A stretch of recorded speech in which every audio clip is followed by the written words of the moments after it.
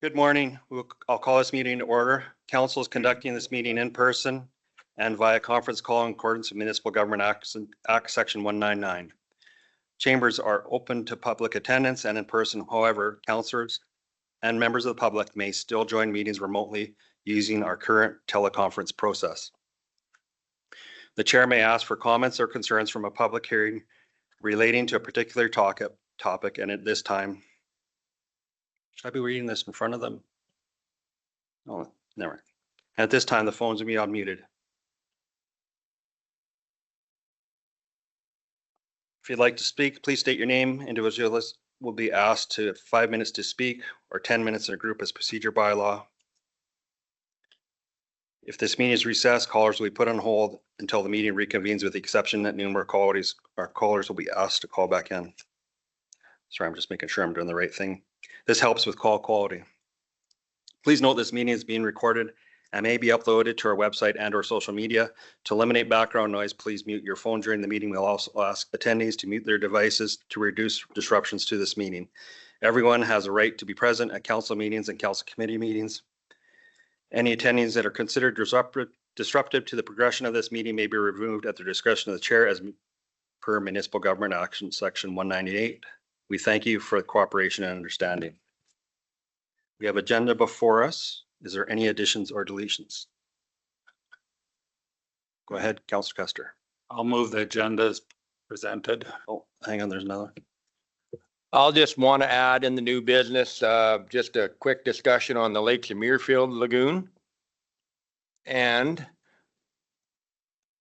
I'd like to have a quick discussion about what we discussed at the RMA with Dan Williams. Do we want to send a letter as a council, or do we want to send a letter, me personally, because we talked about the LPRT overreach and we discussed voting division concerns that other MDs and counties concerned also. Okay, so those would be, if it adopted, would be under 9.1 and 9.2.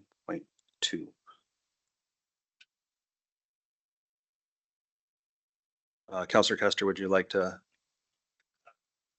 as amended? Everyone good? Motion is before us. I will call the question, and this will be on eScribe for everyone.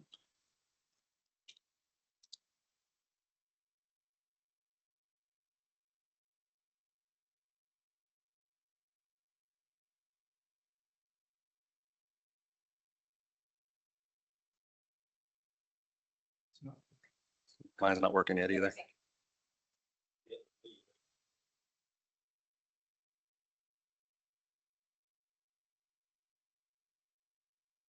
Did you get to vote? Yours worked? Okay. Hang on. Got to Hang on. submit, Something wrong. a two-step process. Yeah. Hang on. I'm still not in either.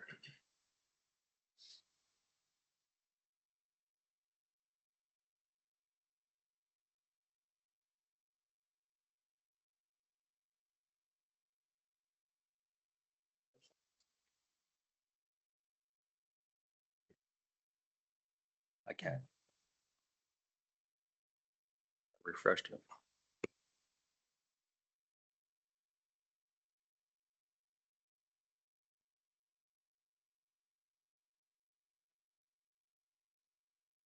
You have to click on the actual words, not the box.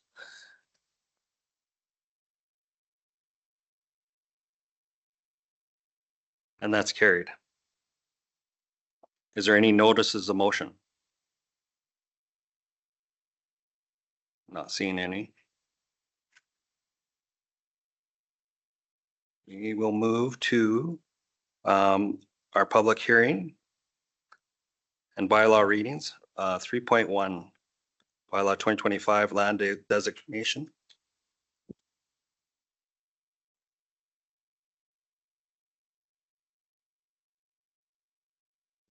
I make a motion to recess. I'll make the motion to recess from regular council meeting to move to public hearing. No.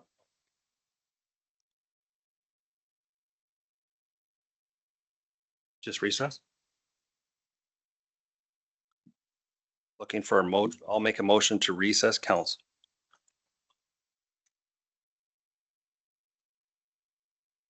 The land designation 3.1.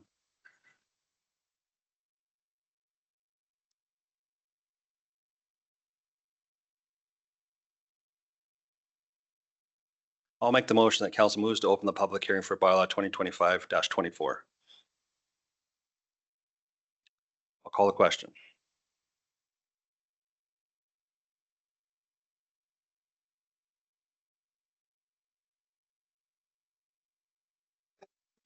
My apologies.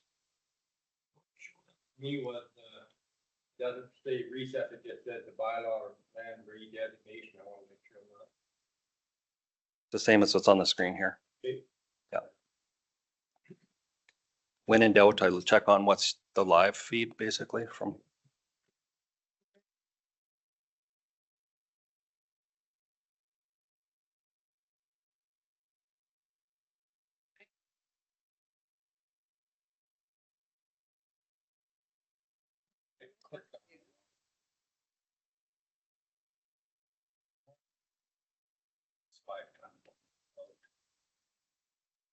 It's less paper. Okay. Is it working? No. Fine. And that's carried. Good morning, everyone. As per section 191 of the procedure bylaw 2025-18, the public hearing will be conducted in the following order. Staff report by administration, presentation by the applicant, presentations by public in support of the proposal, presentations by public in opposition of the proposal, rebuttal presentation by the applicant limited only to comments read or heard in opposition to the proposal, final questions of administration, council motion to close the public hearing. The applicant will have a maximum of 20 minutes to present. Any individuals supporting or opposing the proposal have up to 5 minutes to speak, and groups of individuals will have up to 10 minutes to speak. The applicant will then have a maximum of 10 minutes to present the rebuttal. If there are any questions to this process, please refer to our procedure bylaw. Can administration please verify that the notice of the public hearing was circulated in accordance to Municipal Government Act? Good morning, Reeve Clausen. Yes, notice was circulated in accordance with the Act. Thank you. Is there any written submissions that are not part of the public package? Not this morning. Thank you. Go ahead. Good morning, Council. Taylor Felt with Planning and Development Services. I'll be presenting the next three bylaws for Council's consideration. First on the agenda is bylaw 2025-25.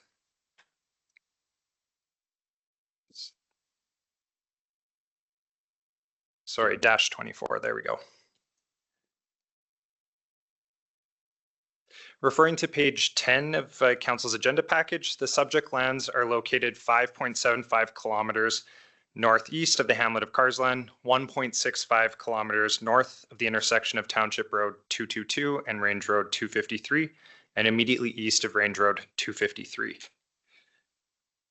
The application proposes to redesignate Lot 1, Block 1, Plan 0412192 within the southwest quarter of 222225 west of the 4th Meridian from Country Residential District to Agricultural General District. And this will enable a future boundary adjustment that would increase Lot 1, which I have on the screen here, from 3 acres to 5.5 acres in size, leaving a 94.85 acre remainder parcel, which is Lot 2 in the map set. Since the proposal increases the area of Lot 1 to more than 5 acres, the parcel needs to be redesignated to align with the minimum and maximum parcel sizes allowed in the country residential and agricultural districts of the county's land use bylaw. The surrounding lands are predominantly agricultural, although there is a confined feedlot operation 1.65 kilometers east of the subject lands, and there are 2 industrial fuel processing facilities 650 meters northwest of Lot 2. It's not anticipated that the proposed redesignation or the future boundary adjustment will interfere with the existing land uses in the area. In terms of development and servicing, Lot 1 is currently developed with a dwelling, accessory buildings, a water well, and private sewage treatment system, with road access available via an existing shared approach to Range Road 253. The portion of Lot 2 to be transferred to Lot 1 is undeveloped, and the remainder Lot 2 contains a dwelling, farm buildings, accessory structures, a water well, and private sewage treatment system, and is accessed via 2 gravel approaches from Range Road 253. Lot 2 will continue to be used for crop production and pasture land in the foreseeable future. The proposal generally aligns with the municipal development plan, specifically the agricultural policies found in section 3. And landowners within 1 mile of the subject site and other interested parties were notified of when the application was received by the county, and again in advance of today's public hearing. No comments were received from adjacent landowners, and those comments provided by agencies can be found starting on page 17 of the agenda package. Administration is making a recommendation to council this morning that they grant all 3 readings of bylaw 2025-24 today. That concludes my presentation. I'd be happy to take any questions. Thank you. Any questions? Not seeing any. If there is none, looking for a motion to close the public hearing. So moved. I'm wrong in that? Oh, yes. Sorry, this is kind of a new thing here. Is there anyone?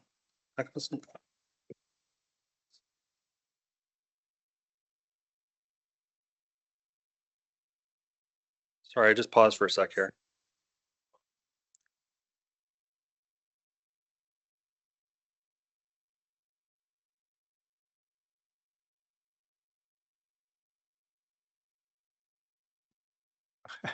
Sorry about that.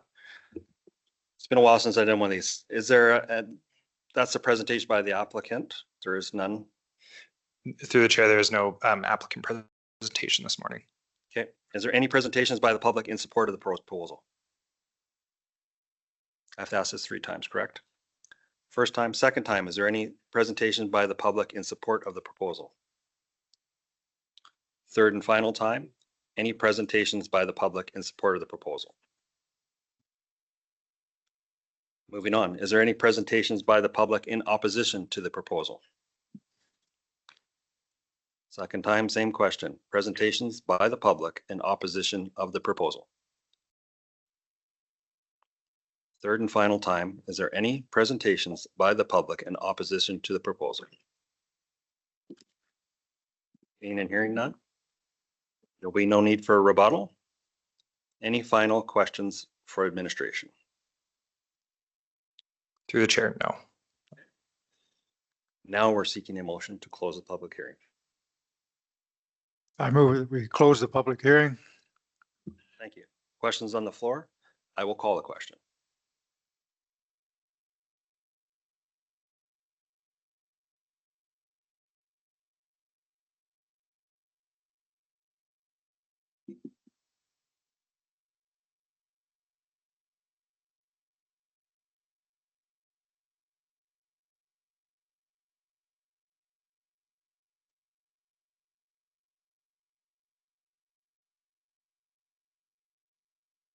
And that's carried. Coming out of the public hearing, we are seeking motions to move the bylaw forward. Go ahead. I'll move that council moves first reading of bylaw 2025-24, this being a bylaw for the purpose of amending land use bylaw number 2016-01 to redesignate Lot 1, Block 1, Plan 0412192 within Southwest 222225 west of the 4th Meridian from Calgary Residential District to Agriculture General District as shown on the attached Schedule A forming part of this bylaw. Thank you. Motions on the floor. Any discussion? Call the question.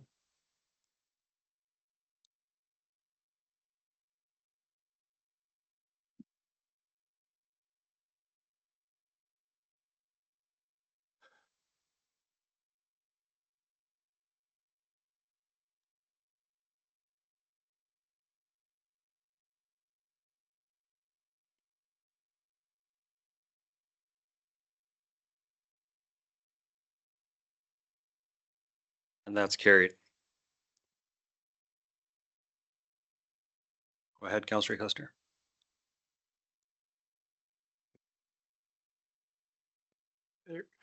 You got it? Okay, where is that? The council. The council moves second reading of bylaw 2025-24. Thank you. Motion's on the floor. Any discussion? Seeing none, I'll call the question.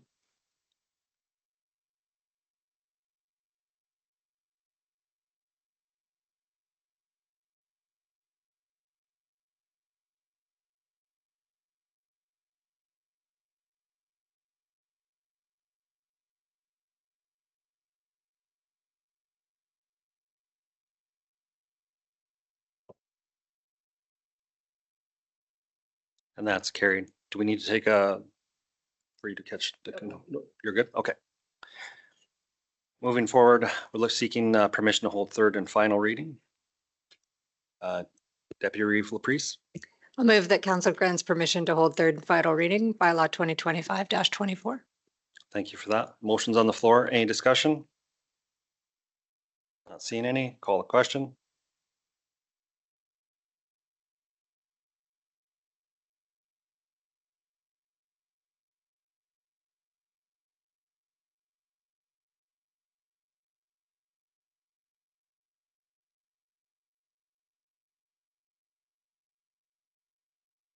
That's carried unanimously.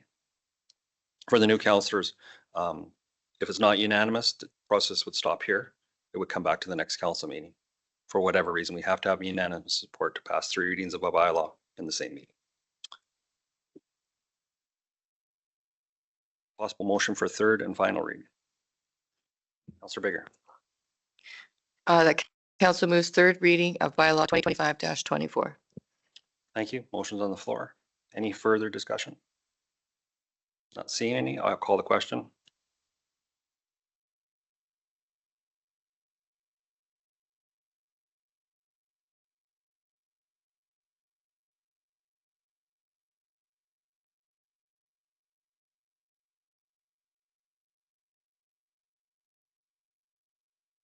And that's carried. We'll move on to bylaw 3.2 bylaw 2024-04 road closure bylaw second and third readings. Before we start, according to the Municipal Government Act, specifically section 184, the voting requirements related to the public hearings are as follows. This is because we have 2 new councillors here. A councillor must abstain from voting on a bylaw or resolution if they were absent from all the public hearings information. So it's subsection 184A. This means if a councillor did not sit on a public hearing, they were required to abstain from voting on the third reading. We asked for second and third, or just third? Second, and so they have to sit out for both second and third, correct? Okay, of that bylaw or resolution. So being that we just had an election, so there's some councillors weren't here, there'll be a part you have to, it'll come up abstain. That's how it works. But we still have quorum to move that forward. So We have to. that would be the problem. So we are motions in front of us. Is there a presentation still? Go ahead. Sorry. Not a problem. Taylor Felt with the county's Planning and Development Services team here to present bylaw 2024-04 for council's consideration of second and third reading. This application proposes to close a portion of road allowance for Range Road 195, located approximately 3.25 kilometers south of Dallam, immediately south of Township Road 270. Following the public hearing and first reading of the bylaw in June 2024, ministerial approval was granted on August 27th, 2024. Before I recap the application for council, I'll briefly note for the new members of council that road closure bylaws follow a slightly modified sequence of approvals in comparison to a land use redesignation bylaw, like the bylaw we just reviewed. And this is really because the land is still owned by the Crown when it comes to an undeveloped, or when it comes to a road allowance, even though the municipality maintains the road allowance. And this means that the municipality can't fully close or dispose of the road without the province confirming that the closure won't interfere with future highway plans or access or regional traffic movement in general. Under section 22 of the MGA, council can give first reading to a road closure bylaw after holding the required public hearing, but that bylaw doesn't come into effect until it's reviewed and approved by the Minister of Transportation. And then once the minister does provide that approval, the bylaw comes back to council for second and third reading.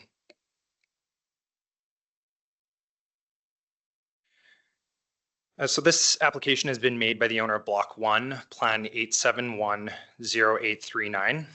These are the lands immediately west of the developed portion of Range Road 195. The applicant's intent is to purchase and consolidate the lands with theirs, which will accommodate several non-compliant structures that don't meet the minimum development setbacks of the county's agricultural general land use district. The closure will not impact the legal and physical access to a public road by the surrounding landowners. And this portion of Range Road 195 and the remainder of the undeveloped road allowance has not been identified in the county's road construction plan and is not required as part of the future, as part of the county's future road network. Notice of the application was circulated to landowners within a 1 mile radius.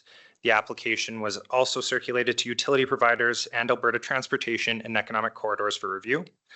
No easements were requested by the utility providers, and Alberta Transportation has indicated that there's no objections or concerns from their perspective. One letter was received from an adjacent landowner immediately east of the proposed closure. They had expressed interest in purchasing a portion of the road when it was closed. But since then, the landowner has sold their property and moved on, and administration has spoken with the new landowner, and they don't have any interest in participating in the process or purchasing a portion of the closed road. Since first reading, staff were informed that the description provided by the applicant's surveyor would not be accepted by Alberta Land Titles for registration. The applicant's surveyor has provided a new description, which can be found on page 32, which is the bylaw I have on the screen here. I've outlined the new description in green there, and it has been verified by Alberta Land Titles for their registration process. So that will help streamline that stage of the process for the applicant. Administration is recommending that council amends bylaw 2024-04 as presented and moves second and third reading of bylaw 2024-04 as amended. I'll just follow up with that friendly reminder there that in accordance with section 184 of the MGA, councillors who are not present at the public hearing may not vote on the bylaw today, meaning that they do have to abstain. And that concludes my presentation. I'd be happy to answer any questions. Thank you. Any questions of administration? How do you establish the value of the land that you're proposing to sell?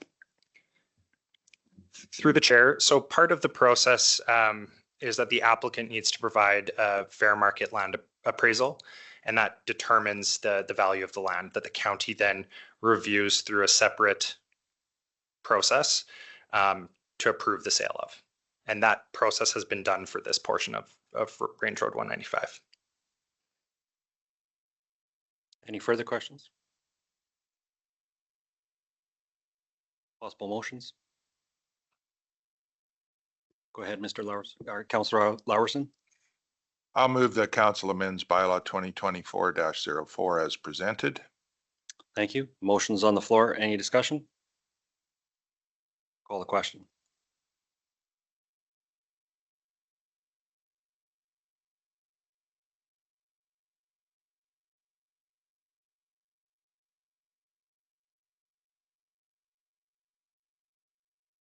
That's carried. Go ahead, Councillor Lowerson.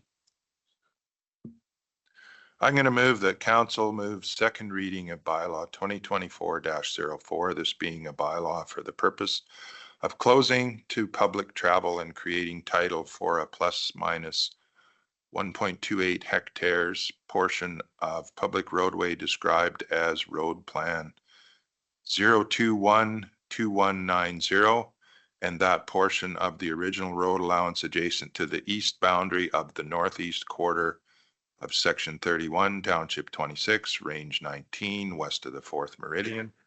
that lies north of the easterly production of the most southerly boundary of Block 1, Plan 8710839, accepting thereout all mines and minerals as shown on the attached Schedule A forming part of this bylaw as amended. Thank you for that. Sometimes it's just for council, sometimes you can say as presented as well, that's acceptable. It's all one documented, so it's up to you if you want to read it all. That's allowed too. Motion's on the floor. Any discussion? Not seeing any. I'll call the question.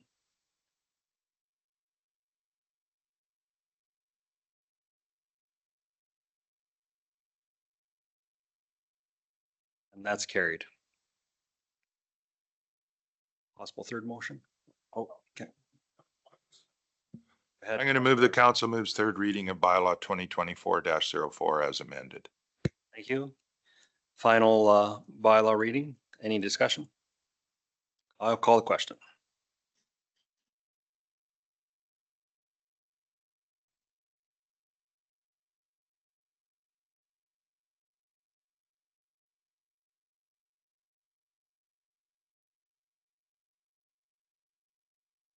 And that's carried. Move on to 3.3, bylaw 2025-27, revisions to bylaw 2024-03. Hello again, Council. Taylor Felt with administration presenting bylaw 2025-27, which considers a technical revision to bylaw 2024-03. Bylaw 2024-03 closed an undeveloped laneway in the hamlet of Chancellor that is to be sold and consolidated with the neighboring lands. And third and final reading was granted on December 17th, 2024. The road closure bylaw with revisions was submitted to Alberta Land Titles for registration. However, the registration request was rejected due to invalid legal descriptions provided by the applicant surveyor. Staff have worked with Alberta Land Titles and the surveyor to find a suitable legal description for the undeveloped laneway and have revised the road closure bylaw accordingly. Because this is considered a technical error under the section 63 2 of the MGA, and that the change is not materially affecting the bylaw in principle or substance, the county is not required to re-advertise the bylaw or hold another public hearing prior to council making their decision today. With revising bylaws such as this one, councillors who were not present at the public hearing for the original bylaw can vote on the technical corrections. And that concludes my presentation. I'd be happy to take any questions today. Thank you. Any questions? Go ahead, Councillor Larson. Is that not in Division 7 now instead of Division 1 with the new boundaries?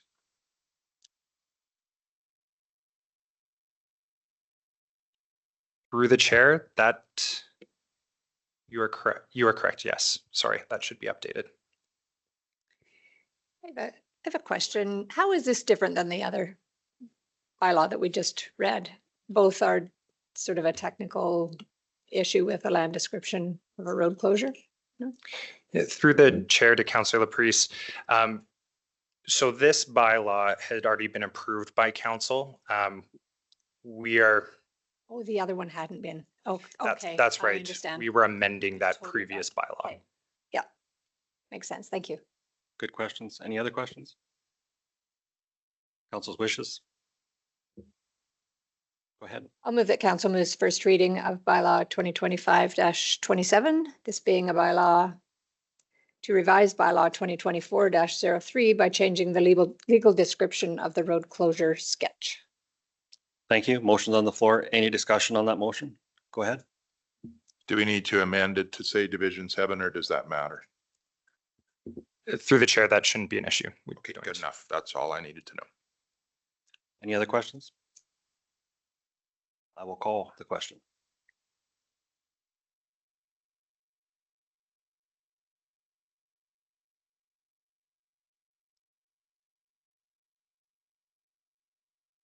And that's carried. Anyone for second? Go ahead, Councillor Larson. I'll move the council move second reading of bylaw 2025-27. Thank you. Motion's on the floor. Any discussion? I'll call the question.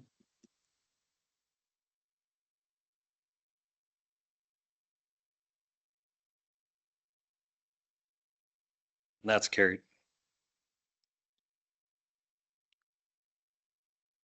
Counselor Kester? I'll move that council grants permission to hold third and final reading of bylaw 2025-27. Thank you. Motion on the floor. Any discussion? I'll call the question.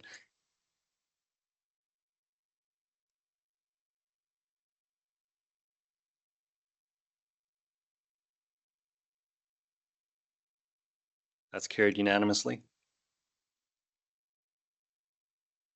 Go ahead, Councilor Larson. I'll move the council moves third reading of bylaw 2025-27. Thank you. Motion's on the floor. Any further discussion?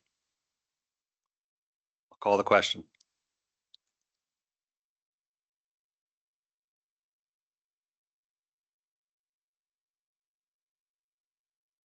That's carried. Move on to item 3.4, bylaw 2025-36 procedural bylaw, third reading.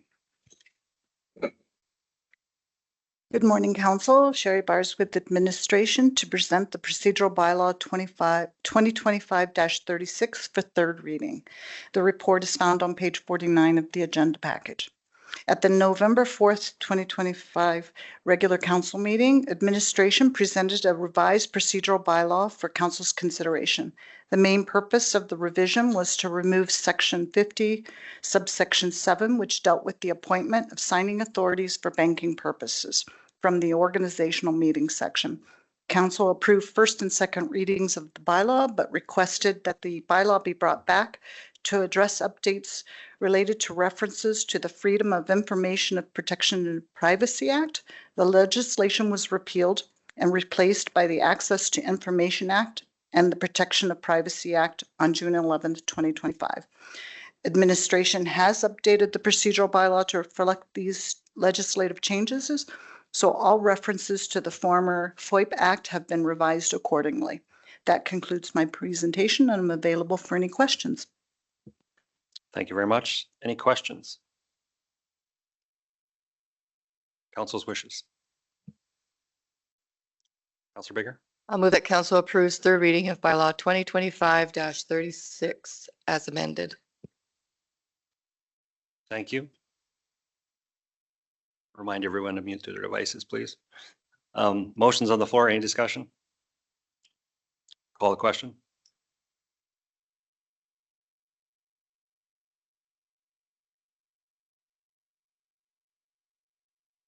That's carried. There's no presentations or delegations. Oh, hang on.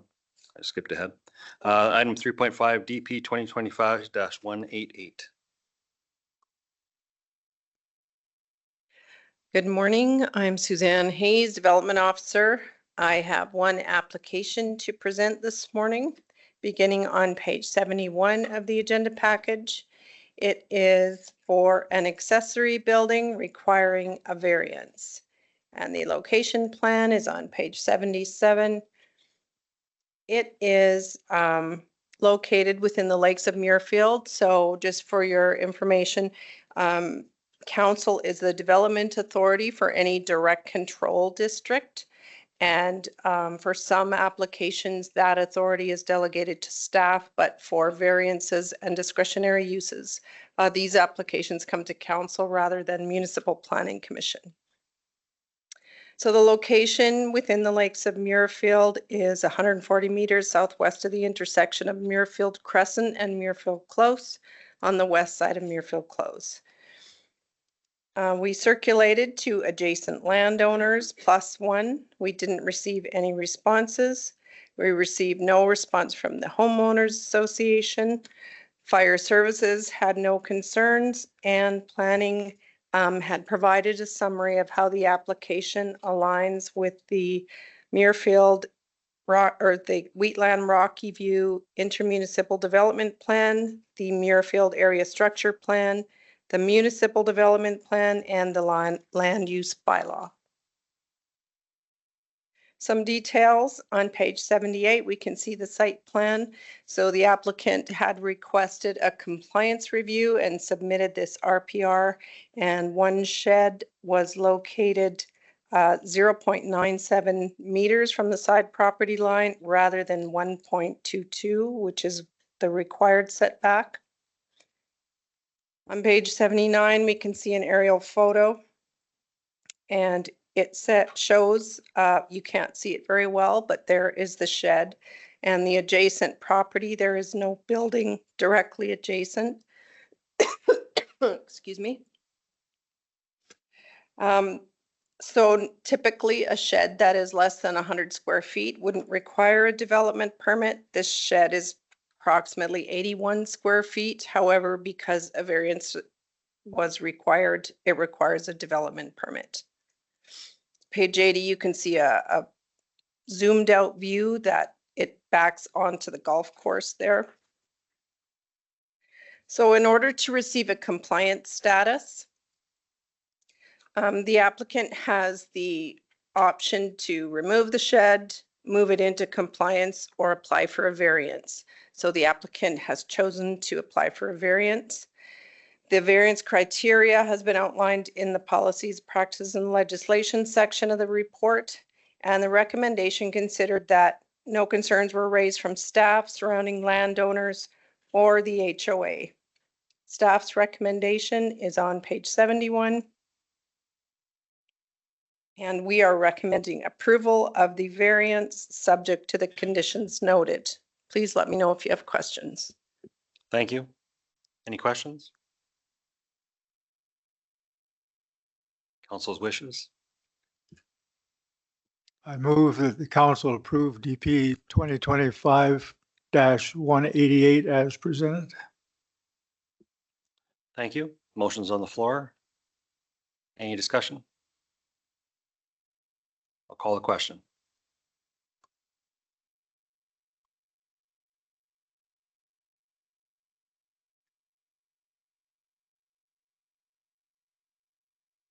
That's carried.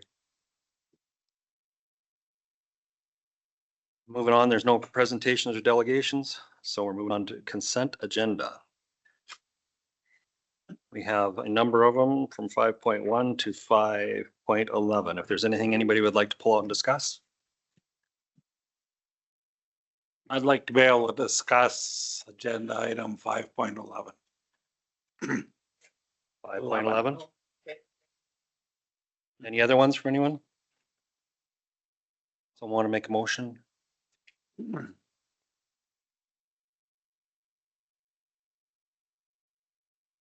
Anyone? I gotta find it now. I make the motion to remove consent agenda item 5.11 titled Drumheller Area Health Foundation Correspondence and add it under agenda item 6.1. Thank you. Motion's on the floor. Any discussion? Call the question.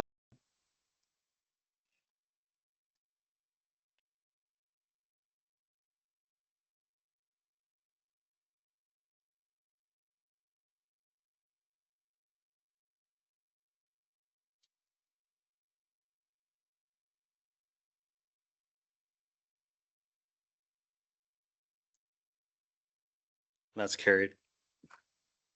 6.1. Hold on, we need to, I'll make a motion to approve the remaining consent agenda from items 5.1 to 5.10. Thank you very much for that. Motion on the floor. Any discussion? Call the question.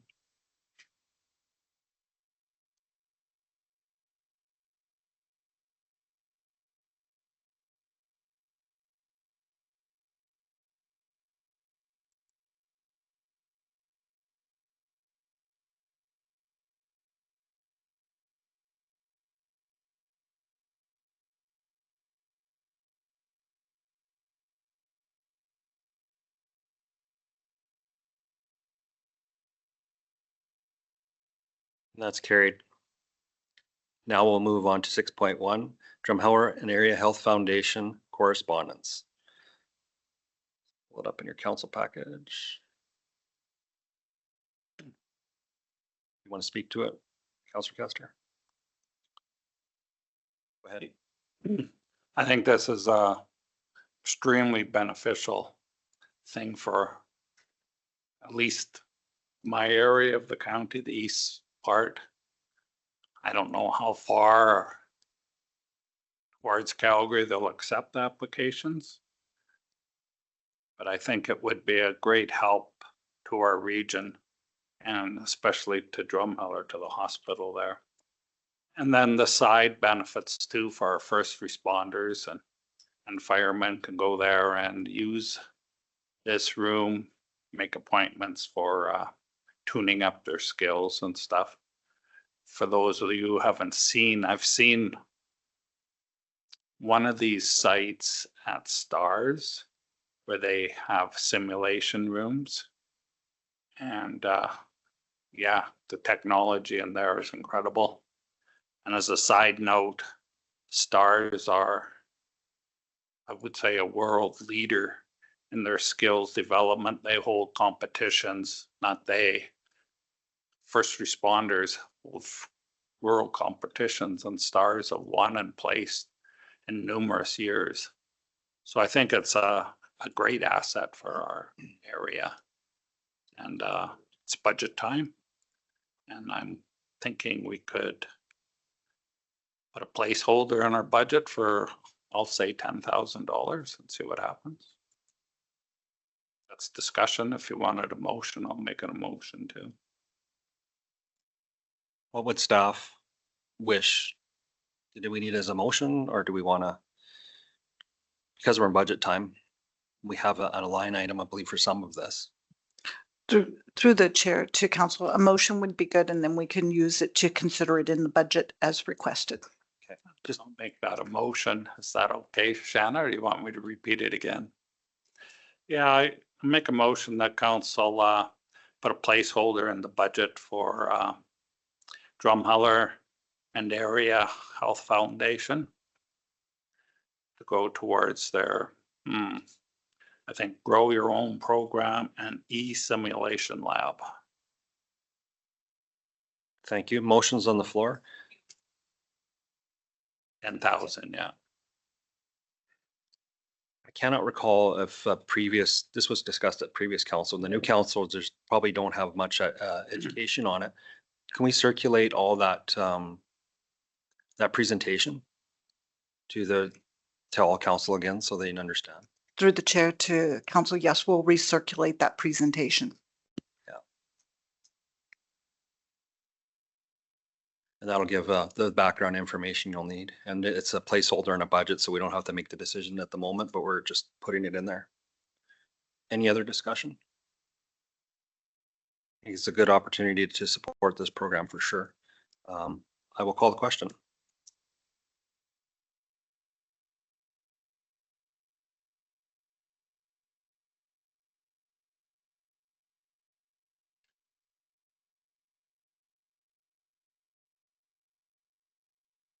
And that's carried. Thank you. You want to take a break, anyone, or keep going? We can go through reports. Let's take a 10-minute break. Everyone, we'll resume council meeting. We will move to our council reports and related business, and I'm going to start with Division 7 with your report.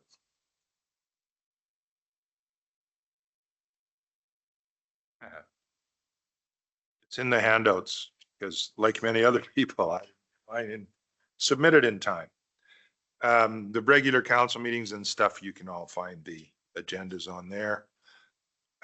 Went to the RMA convention. I personally found the CAO course to be pretty basic. Other than that, it was a pretty good convention. The only one I have a question to administration for is when we had the WDEMSA meeting last week.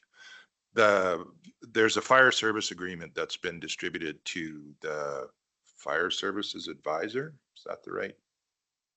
Yeah. And we haven't had any response back. All the other fire associations have given a response back and they're ready to sign it. So I'm just wondering if there's a reason for the delay here. through the Reeve to council. It was circulated a year ago and it was reviewed by the Fire Services Advisor with comments. And at that time, we never received anything back from Wedemza. I can follow up as if they recirculated one for 2025. Okay, yeah, maybe just follow up and I'll check I'll with follow the up. chair of WDEMS. Okay. Make sure they have done that too. Thank you. And other than that, unless there's some questions, I'll move my report. Thank you. Motions on the floor. Any questions? Not seeing any. I will call the question.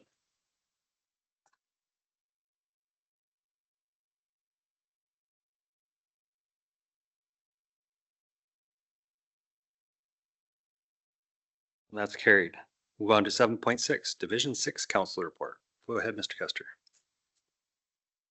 Yeah, the report's on a piece of paper. I didn't get it in time either. Just for your information, Rosebud Seed Plant held their AGM. They were in good financial position. Everything's quite stable there. And I think they're gonna probably buy a new screener type thing. It's only 30 years old, so. Same as a lot of things. There's nothing wrong with it, but they're scared it breaks and getting parts for it are non-existent, so, yeah. Anyway, I attended the Remembrance Day service at Rocky Ford, and I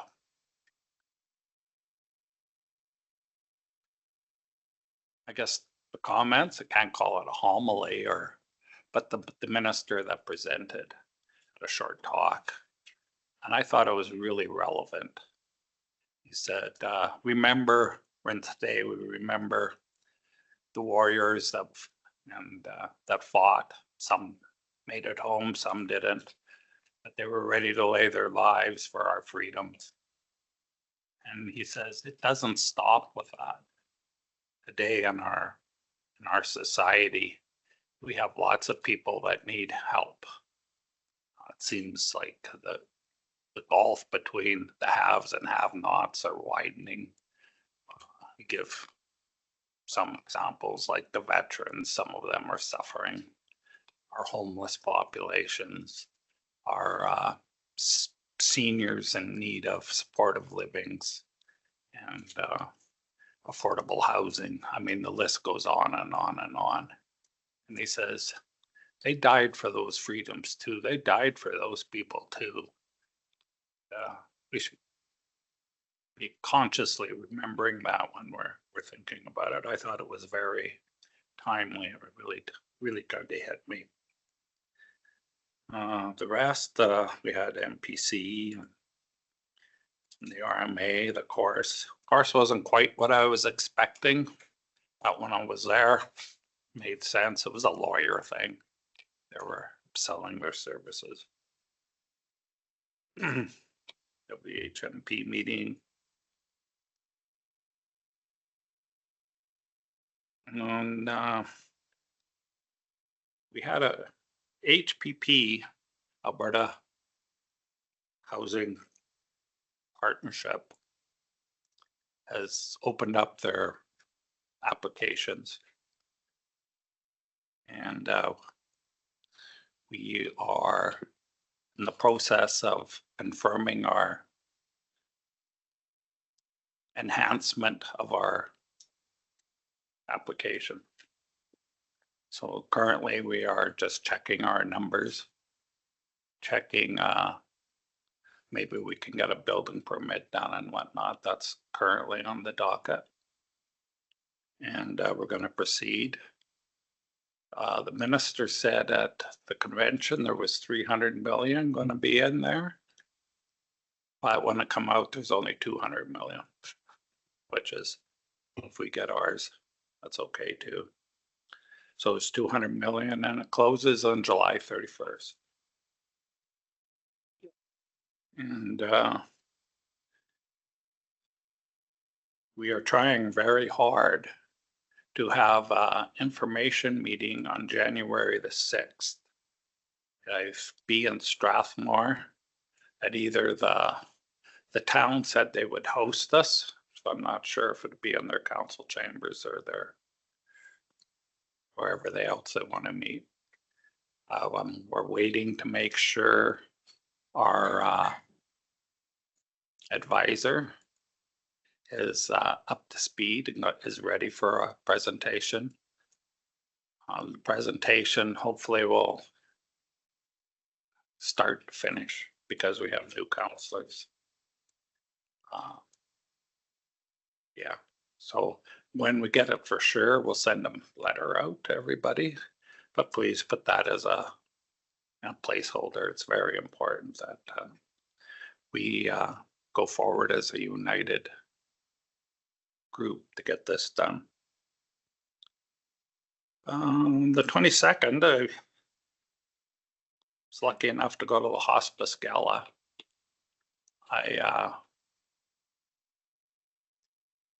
There was over 200 people there.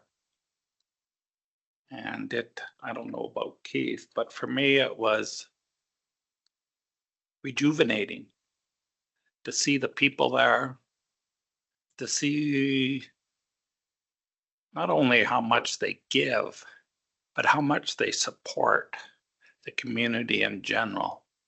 When there needs something to be done, they're there supporting it. And the support of some of the people is unreal.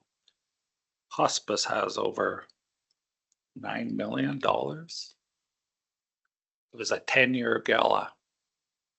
I don't think we're going to have another, maybe another 10 years. It was a lot of work, and some people put a lot of work into it. And I'll let Keith talk more on that. But I found it very rejuvenating. And then I attended a hospice meeting after. Yeah, I know I'm not pointed to the boards, but I see other councilors are putting down relevant meetings too, so I thought I would start too. And the same with Wademsa. I had same comments as Rick, but you've already heard them. And I'll move my report if there's no questions, or if there are questions. Motion on the floor. Any questions? Go ahead.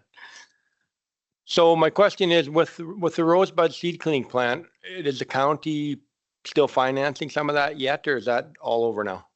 I think that financing is all done. I think the only reason we're all in on it that nobody ever really knew. This is going back 20 years ago, nobody knew. But when the seed plant started up, the municipalities give them a third of the startup or something. And nearest we could figure out, all the seed plants were up to date on that. But recently, Hazard and Strathmore have each taken out a loan. And each of them loans, the county actually loaned the money from Alberta infrastructure, wherever we get that money from. And then we don't give it to them. We extend it to the seed plants, and they make a commitment to make those payments that the county are liable for. And so far that's been working out good. So Hazard's needed upgrades, maybe even a seed color, I forget. Not a seed color, a color sorter. And Strathmore cars for new build. Yeah, so I hope that answers your question. Go ahead. Just a couple questions about the AHPP. Sir, did you say it closes July 31st? Like January. Oh, January 31st? Okay. So you have an application in, or you're working Our on, old application's still there. you're tweaking it, or you're Yeah, doing, we can enhance it. We can put current numbers on it. Okay. I have hoped to have all them enhancements in hand for that January. when our meeting on January the 6th. Beautiful. And then maybe we'll have another discussion on January 6th with the whole group. And have hopefully we can come to an agreement on moving forward. Thank you. Any other questions? I just have one, just after the last comment you made there. The January 6th meeting, is there It's just an information session, correct? Like any decisions made would have to be back in council. We can't make a decision there. And like, I asked because I've been to a few of these before and people ask, well, how are you going to support this or whatever? And I always say, my decisions based on county business are done in council chambers. I can't be in another place and it just doesn't, we don't do that anywhere else. So. It's an information so you can make an informed decision. Okay. If you're asked to, there could be some asks come out of that meeting. Okay. So it's important for everybody. Because this is our 4th application. Definition of insanity is, I think we all know, it's our 4th one. We got to change it up somehow. And there are some ideas, and it'll be talked about as a group. So as a group, all the municipalities will hear it at the same time, the same person, and we'll all be there. And then all the municipalities, all the councillors can go home. Much the same as the hospital thing, and we can discuss it and see what you want to do. That's the purpose of the meeting. Thank you. Is the meeting going to be teamed or zoomed or something? Hmm? Is the meeting going to be teamed or zoomed? Virtual option. I don't Virtual know. option? You're way, aren't you? I will ask That'd be great. Thanks. Strathmore, see if, depends where they're gonna host Yeah, it. true. Yeah. Okay. If it's in their council chambers, I think we can get it on Teams. I will ask that. Thank you. And will there be, oh, it's a presentation, so really no agenda is needed or anything like that. So, okay. Sorry, and is it open to the public? Is this going to be a whole, or is it just councils, or is this? I don't know what room would be in. I can't see. It's public for sure. Yeah. But it's room constraints. Yeah, yeah. And if we want Zoom, their council chambers, if all the councillors come, plus hospice, I don't know how many that is, 7, 14. 10 is 24 and 34, almost 40 for sure. I imagine you'll get lots of interest. Yeah, Yeah, you might want to look at a bigger space. I don't know. Just a, I'll ask if we Yeah. can record it too. that's a good idea. Yeah. And maybe, Post it. maybe that'll help them define which room we're gonna have. Because I think that'll pretty well fill up their council chambers. Yeah, yeah. Because there's presentation staff there too, right? Go ahead. So, Councillor Kester, you said this will be the 4th application. How far back does it go? When was the first one, please? 2 years ago. There's 2 apps a year.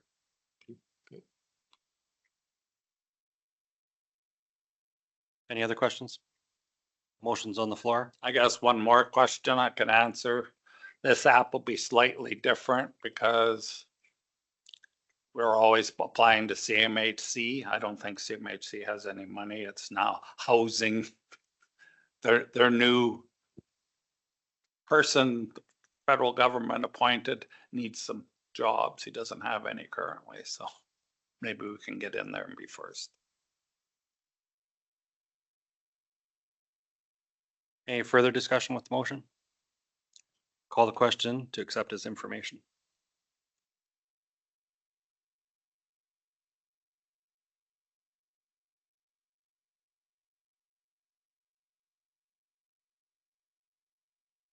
That's carried.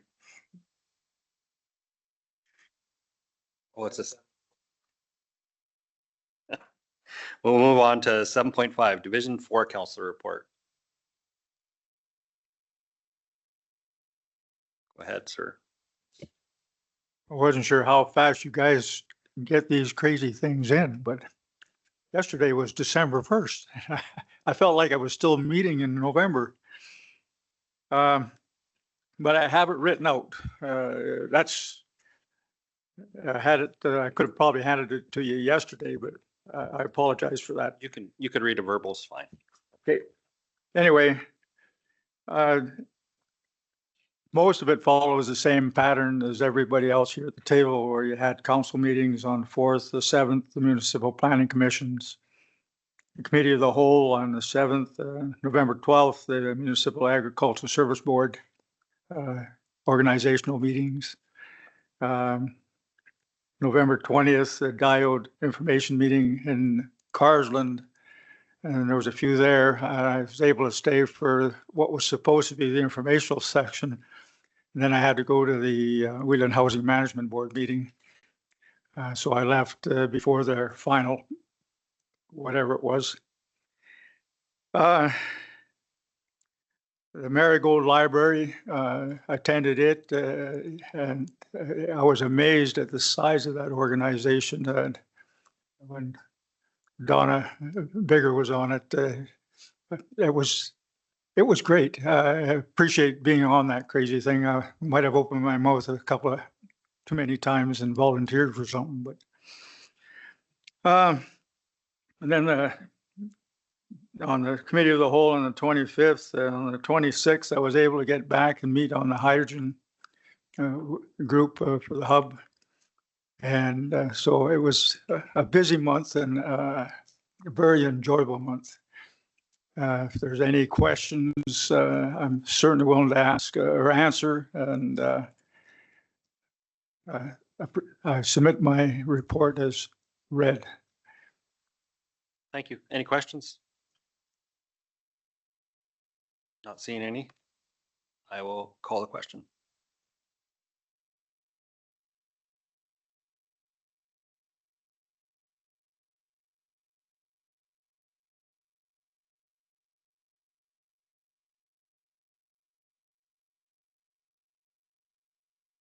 That's carried. Division 3, council report. My report is on the server. And Community Futures Wild Rose, I was on it a few years ago and back on. I'm really impressed how they have changed their meetings. Really good governance there. I'm impressed, and it was a very good first reading, or first meeting, sorry. I also went to the open house diode information meeting, and yeah, I won't say any more about that one.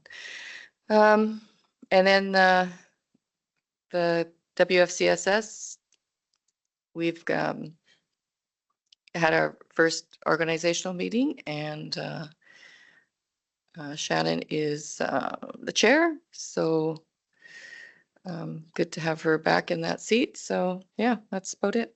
I'll move my report as presented. Thank you. Motions on the floor. Any discussion or questions?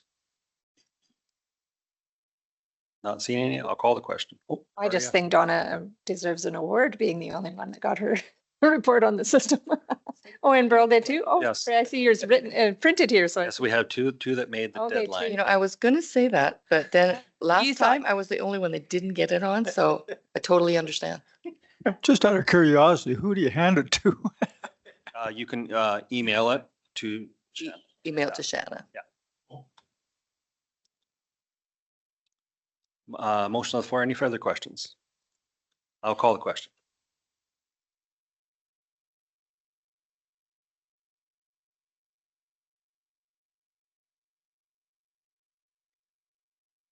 That's carried. Moving on 7.3, Division 2 Council Report. Just like to say my first full month in there, and I've enjoyed it. November 4th was the council meeting. That's public knowledge. November 5th, I went to the board meeting of the Strathmore seed cleaning plant. You know, we did help them out with some money a few years ago, and they're certainly, you know, very current with us. It looks like they're doing very well. They're doing some export stuff, which is amazing. They're literally exporting grain out of Wheatland County in sea cans. And some of that stuff is going to the West Coast, and some of it's actually going through Montreal and down to St. Lawrence and out of Canada that way, but it's value added, and it's making the company money. November 6th, I went for a Lakes and Muirfield tour with our Reeve, Scott Clausen. Just getting some feedback for myself, because some of my people live close to that, some of Division 2, and just seeing where the original sewer lines went out and some of that stuff, and seeing where some of the developments are. And it's interesting there that, they're building houses, homes, kind of ad hoc all around the development. It's not like, it's not like Edgefield and Strathmore where there's a developer and they're building it all in one spot, and then you can provide sewer and water, and it's all around the area, because it's a lot of that's public, different owners, people own it. So that was interesting. On the same day, then I just made a big swing that day, and I had a seed cleaning plant tour at the plant itself with Blair Peregrine, the CEO. Very informative. He also showed me the color sorter that they're using to enhance their production and their efficiencies. It was, it's just amazing to see the things that they're doing, and with a strong background in seed handling and grain handling, it was interesting to see how they're progressive and doing so well. Then I went on to a little de Havilland field perimeter tour by myself, and it's just so good to see those, that development coming along, and there's fence up, and they're bringing in some sea cans, and I think that's important feedback for our ratepayers, because everybody's how's de Havilland doing? I mean, it's a big development coming to Wheatland County. So I went and had a look, and I was quite happy to see that they're coming along. I don't know what their own timelines are, but there's fence going up, and there's cranes there, and there's activity going. From there, I zipped down to CGC and just took a little drive around. So wonderful to see that building, partially up. I don't know what their stage of, development is, if they're finished or where I don't believe they're finished, but they're really coming along. So that's pretty neat. Went and had a drive through Speargrass then, just to see if I could see some similarities or some differences between Speargrass and Muirfield. Both wonderful little communities, both of them a heck of an asset to Wheatland County. I was going to torment Donna to come along and give me the tour, but it was a ad hoc decision to take the drive, so I didn't bother. November 11th, Remembrance Day, I went to Strathmore. It was a fine ceremony. Obviously over the years, we'll move that around to different communities. I don't think Jamaica has one, but I know Gleason does. So, I don't know for sure if I'll get to theirs, but I'll try to get around to everybody's. I'll echo what Councillor Kester says. My dad was in. I was a Legion member myself for many, many years. I think we always owe them. Yeah, I wear poppies. I buy dozens of the stupid things because I can never keep them in. But, I just think it's a year-round thing. So, yeah, November 11th was good, but I try to never forget them. November 16th, we traveled up to Edmonton. The 17th, we had the RMA CAO hiring course. And being my first time, I thought there was lots of interesting stuff. Certainly some guidelines that the province wants. Certainly the EA, or however what the acronym is, they got so many different people that are hiring CAOs. There's a lot of CAO movement right now. So the guideline of making sure you get a lawyer early in the process was important. I thought the RMA was very good. I went to the nuclear, one of the nuclear. I don't know if our ratepayers understand that there's little breakout rooms there, so you could go to different ones. I went to the nuclear one, and I think that for information purposes, the nuclear reactors, the SMR is a small, whatever they call it, the SMR, whatever the M stands for, small modular reactors. The SMRs, they don't need enhanced uranium to run, so they cannot blow up. There is some heavy water, but a very small amount. I was amazed at the limit of the of the nuclear waste coming out of them SMRs. I believe the presenter said, he said that of all the nuclear waste produced in Canada to date would cover 3 football fields. I think that's what he said. A small amount by any measure. We also had a chance at the RMA to discuss with the ministers. You know, the minister thing was very good because I thought we had direct feedback to them. And we got to discuss directly with the minister some of the challenges, and other counties are having this as well. I heard it in table and heard it from the floor before I spoke, that, you know, there is concern with some people trying to run in divisions that aren't theirs, and the limit of the returning officers. It's a real deal with other counties as well. I heard, like I said, I heard it at the table, then we heard it from the floor from a different county. So there's at least 3 of us that, you know, think the returning officer doesn't have. The other thing I heard there was we did discuss a little bit the LPRT stuff. You know, an appointed 3-person body overriding a duly elected council. Might not have got much traction with that, but but it was interesting because what I think is so important about the RMA, it's the first one I've ever been to, but I've been to dozens and dozens and dozens of cattle conferences, you know, in my private life. And it's a chance to talk to your peers. And it's amazing to find out that our peers face some of the same challenges and obstacles that we do.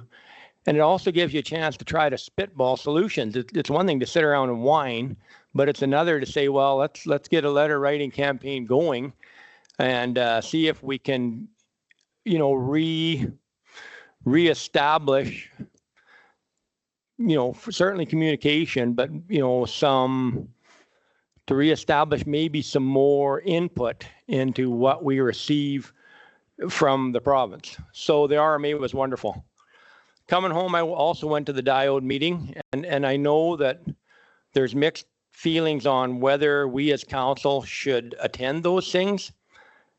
You know, I think we're all very aware to not make any preconceptions, but there's value, I believe, in seeing firsthand what the applicant is proposing and how they're going to go about it, and then to hear the public and our residents' concerns and reactions, and, you know, maybe someday we'll vote on that. But I think, for me personally, it's good to go see it. November 25th, we had the committee of the whole here, and that's public. Thank you. So I would move that my presentation be accepted. As presented. Okay. As presented. Motion on the floor. Any discussion or questions? Go ahead. A few people have mentioned the diode thing. I just heard some rumblings about it, and I wondered if you wanted to expand on it. Well, the one I heard was that our county peace officer had to escort some people out, and then there was other people saying things that they might not have been qualified to say on behalf of the county. Do you want to expand on that at all? It's probably not advisable to talk about it because we still have to be the governing body that makes that decision. So. Through the read to council, as far as the peace officer, I'm not aware that he had to escort anyone who was there, but the reason that he was present was not due to the county, but due to a requirement from Diode out of the US. They have a company policy that some type of peace officer or security has to be on site while they're there, and then to make sure they go to their cars safely. They were not sure if there was an issue in the United States, but it's a policy that they require someone present. So our peace officers shifted their hours to accommodate to be there, especially since it could be controversial. But as far as further discussions, this is coming to public hearing in the beginning of the new year. So it's advisable that the application is not discussed because it's an opportunity at the public hearing that the applicant will speak to their application as well as people for and against, and council will have an opportunity to ask questions to both parties. Well, I wasn't asking about the application. I was asking about what happened.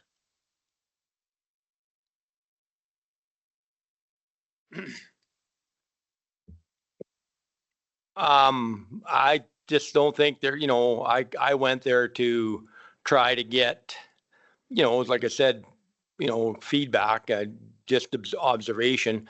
Yeah, I mean, there was people speak that referenced Wheatland County, former employees or former, so I don't know if they want to kind of stay away from that in the future. I don't know if we have any real say on that, but I was, interested to see it. Go ahead, Councillor Kester. It's kind of related. When I was first on council, I don't know how many lawyers come into this room and advised on the very idea of councillors sending open houses. I've had a CAO would just about ban you from coming in the building if you ever went. And there was one councillor went anyway. I think it would do this council immense good if we could have a lawyer come at some time and advise council what the risks are of going and what the process is. I know you're going for information, but that's not where council gets their information. And he'll explain it way better than me, and maybe you'll listen to him better than you listen to me anyway. I don't think that needs to be a motion, does it, Sherry? Or? Through the chair to council, yes, that would be good. So we could go ahead and proceed with having legal counsel come and do a presentation. I'll make a motion. There's still one motion on the floor first to accept his information that we have to deal with before that, and we could definitely deal with one after. Go ahead. Well, I'll just say to Councillor Kester respectfully, like, I don't know, I don't really want to go back to my ratepayer and say some lawyer from Edmonton told me that I can't go and get information.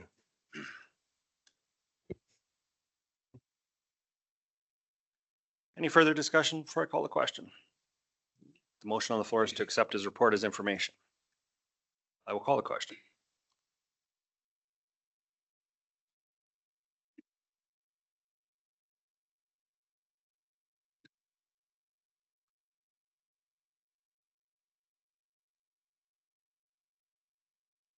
And that's carried.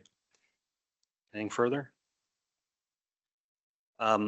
With the discussion we had, we may not need a legal representation, but just a discussion on process would actually be really good.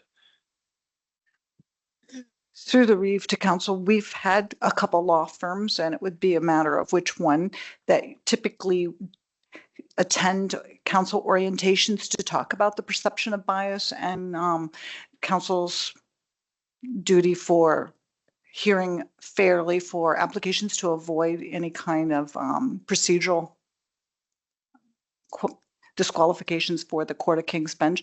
So it's whether or not if you would prefer to have someone come rather than just go through process so that the legal counsel can answer the questions as Councillor Kester had mentioned. And that they can go through all the issues and your legal liability and answer those questions for each individual as to what their concerns would be on attending these types of sessions.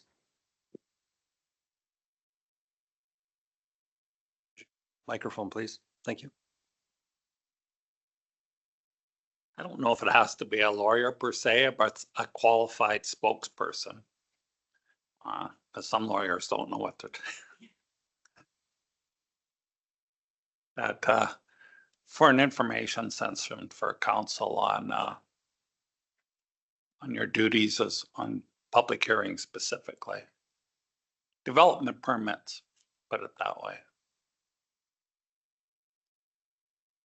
Requiring first readings. Then there's development permits that are appealable, some aren't. Is that enough information? Motion?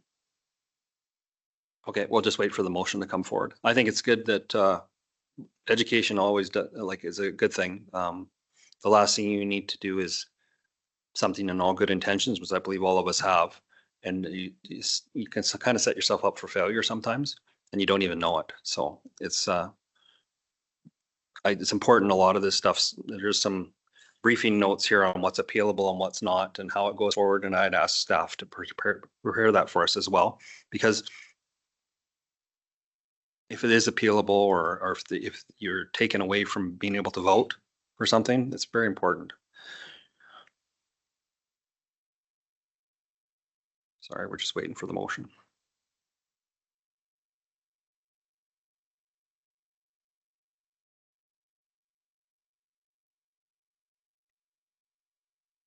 And CGC, I believe I heard this morning on the radio, is looking to open spring of 26.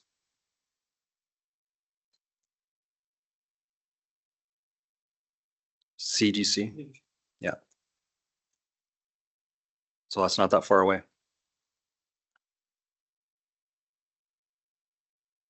And hopefully we can get another tour again to see when it's all running. Very impressive facility.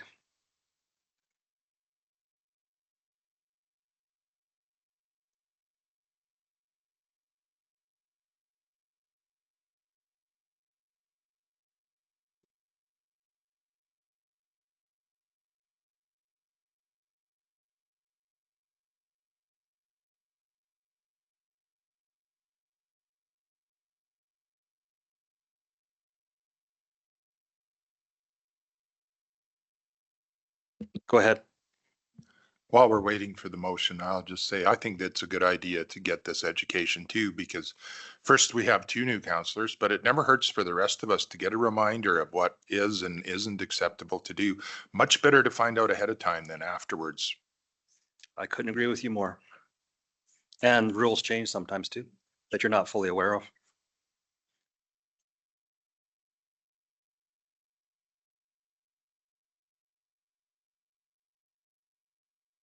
I'll read it out when it comes over.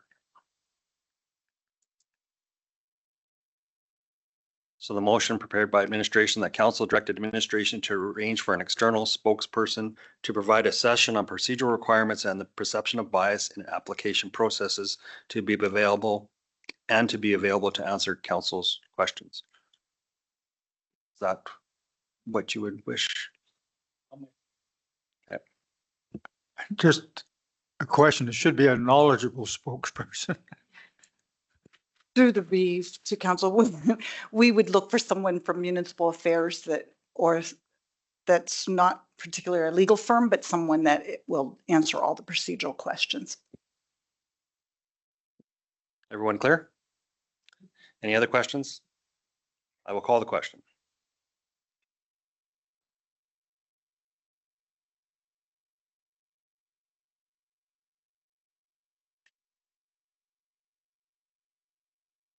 That's carried. Move on to 7.2, Deputy Reeve Laprese's report. I was one of the late submitters, sadly. Sorry about that. So it is on handout here in front of us. So November 11th, I was honored to lay a wreath and bring greetings to the Remembrance Day ceremony. They do they had like 5 pipers and drummers, and it was a big production. They put a lot of effort into their ceremony, and it's really heartwarming to see the people come out and the efforts that go into that. So huge appreciation there. I also wanted just to highlight, I guess, the ASB, the ADM, John Conrad, does a virtual town hall twice a year in the spring and the fall kind of thing. And he just highlights things that the province is doing and what they've been working on, what kinds of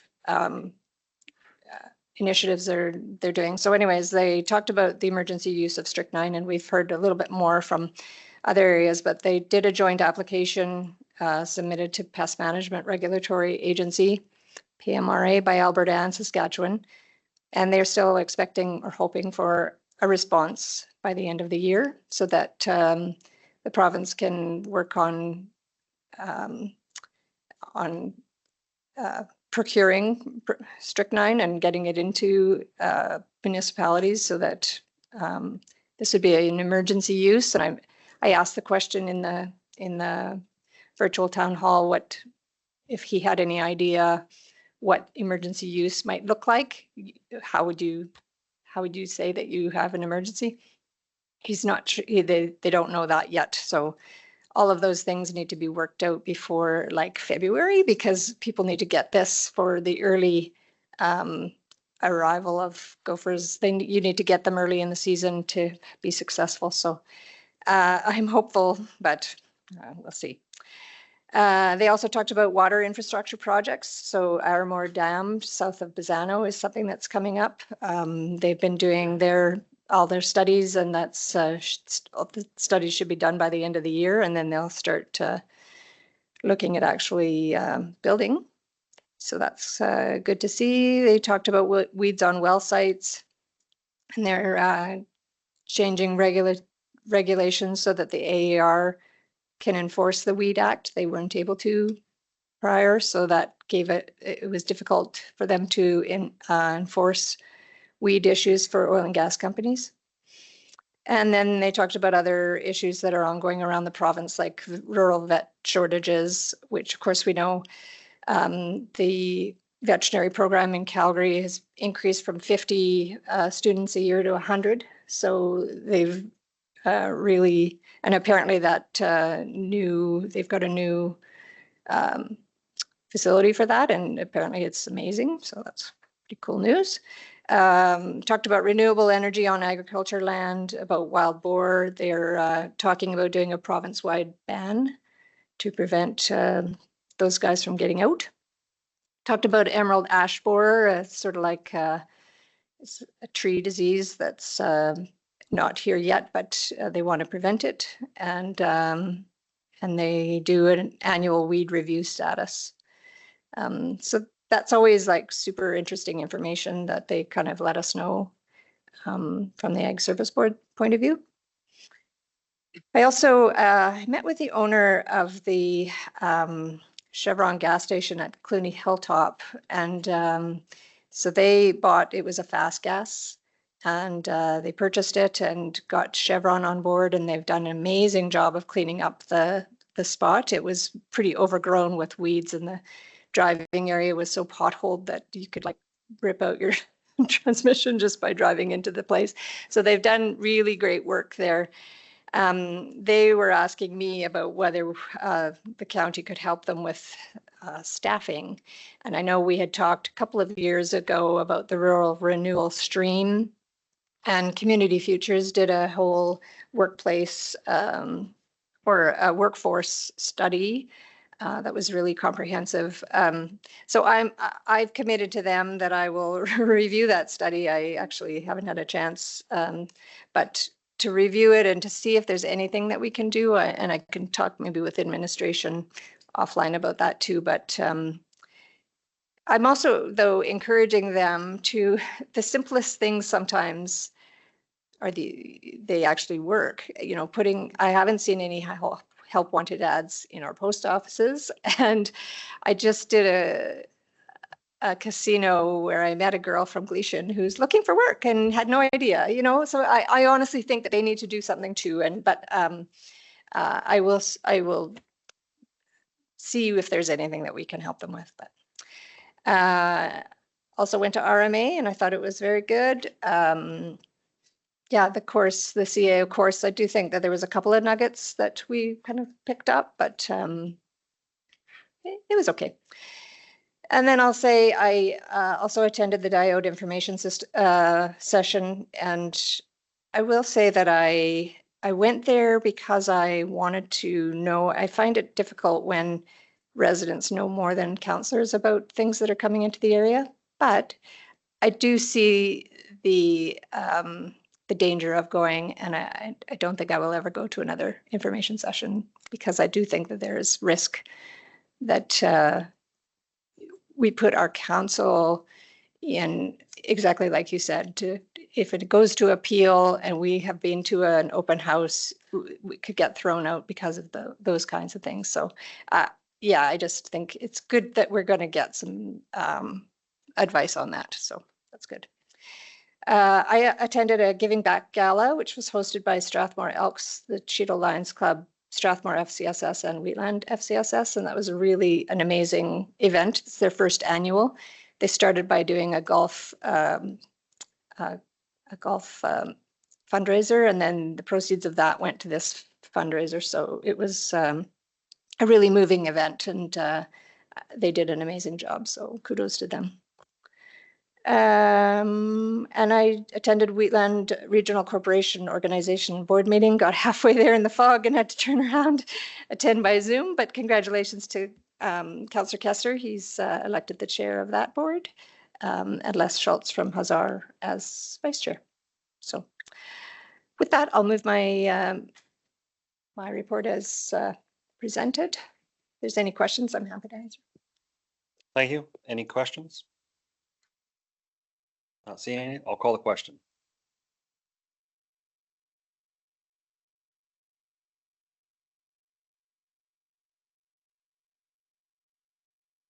That's carried. Now I see what being last is like. So everything's been covered. So I too attended a Strathmore Legion on November 11th on behalf of the Wheatland County. Got to place a wreath, had to do a speech. A lot of people there, very good, beautiful weather. It's very humbling when you're in front of all those people and having to just face it head on. It's you know, there's a reason we're here, and I deeply appreciate that.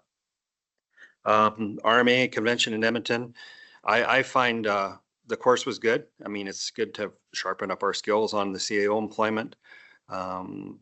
Lots of good networking opportunities, lots of, you know, learn from your peers. It's fantastic. Everybody has the same problems, just different versions of it.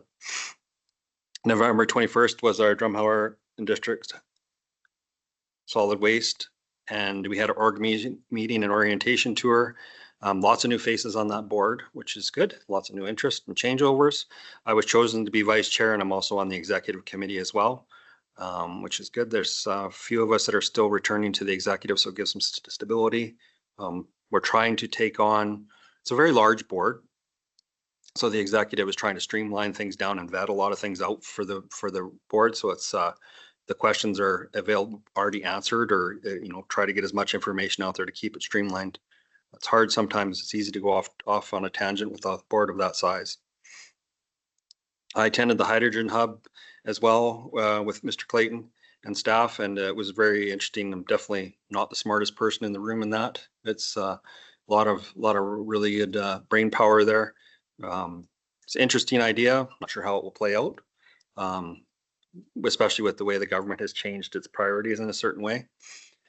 And just a last thing I added on Saturday, I got invited to go up to the UCP AGM in support of our MLA De Jong. And so I went up there for the day and got a chance to vote on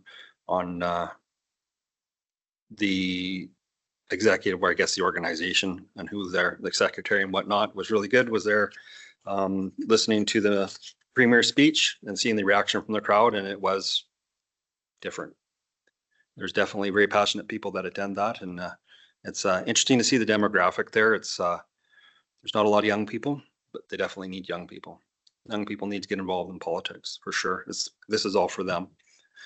So if there's no questions, I'll move my report as presented. Question? I have a question. Go ahead.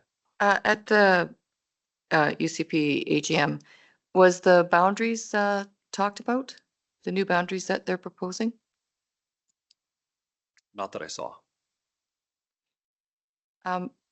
So in the boundaries, the ones that I saw, Carsland, not sure if Cheadle, would be under High River.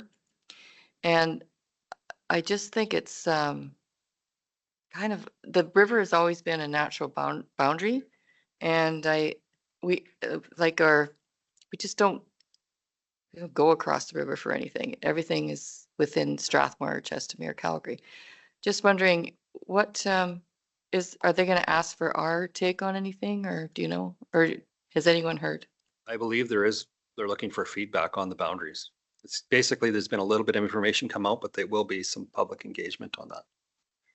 So do we go back as a member of UC Peak is the only one that can do it, or is it as a counselor? They're looking for information. I don't believe council would have a stand on that, but Okay. I think it'd be an individual thing because Okay. we're supposed to be yeah. Maybe some senior, in the past, Council discussed that we put in we used to be just 2 counties, period. And last time when the NDP were in, that give us 4 MLAs. And sounds like UCP is going to fix that one up. Maybe we'll have 5, it sounds like. I don't know. I haven't seen a boundary. But there was an opportunity to make a comment. go ahead. I was looking at the boundaries too, and when I looked at it, so I know it's really complicated the way it looks on the map because they've got old boundary lines and new boundary lines. But to me, it looked like that High River Vulcan goes, so Wheatland County would all be High River Vulcan is the way I saw it. So we need clarity, I think, and then we need to maybe make have a discussion council-wise whether, like, I think that would be amazing, actually, if we were all in one. Well, there's pros and cons. We had the ear of 4 different MLAs being split the way we were, but one might be better. They might be more, have an overall picture of our county. So anyways, we do need to clarify that before, yeah. Just a note too, MLA De Jong is asked to possibly attend our next council meeting. So we're just working out the details on that. So it'd be great questions to ask her. She's going to present some information to us. That would be definitely the person to ask on how that process goes forward. If there's no further questions, I'll call the question.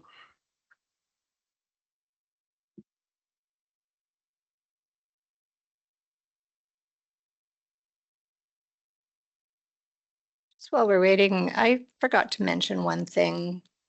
Council's approval, could I add one thing when this is done? Wait for them. That's carried. Sorry, go ahead. Sorry, I meant to mention in my report, this isn't anything I attended or did, but I did note that November 26th, Siksika Nation had their elections, and they've elected a new chief, Samuel Crowfoot, and council. So I thought maybe we would want to send a letter congratulating them. So I'll make the motion that we send a letter to Siksika Chief and Council congratulating them on their election results.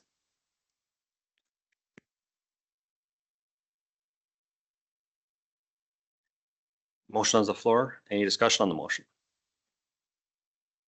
I think it's a good idea to establish a point of contact. If they need something, we can definitely our adjacent neighbors to Siksika, and we can, if needed, we can work with them. So I'll call the question.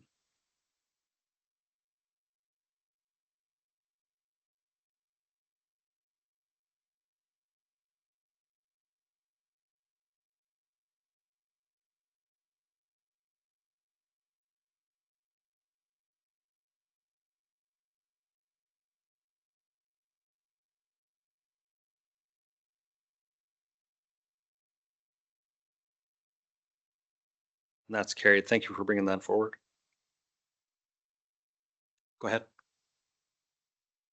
I don't know if it's appropriate time, but I heard that maybe Minister De Jong might be at the next meeting. We're going to have a chance to, I think I recall the letter that she wanted to come to a meeting. Is the council going to have a chance to talk about what we're going to ask her before she comes, or is it a free for all when she's here and we can all ask her what we want? The format she had asked is mostly an update to us about what's going on in the area. If we want to have a discussion on some canned questions, we can, or we've generally just had an open discussion in the past. Open discussion? Yeah. I'm fine. So I don't know how much time she's going to have. We're just trying to set that up here, hopefully today.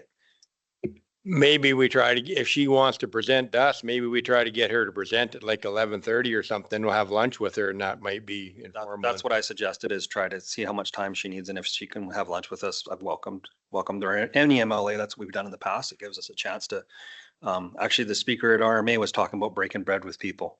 It's the best way to And I've taken that to heart. It's something that, you know, you think about it and it's a good way to have an open discussion. So. If there's nothing further, we'll move on to 8.1.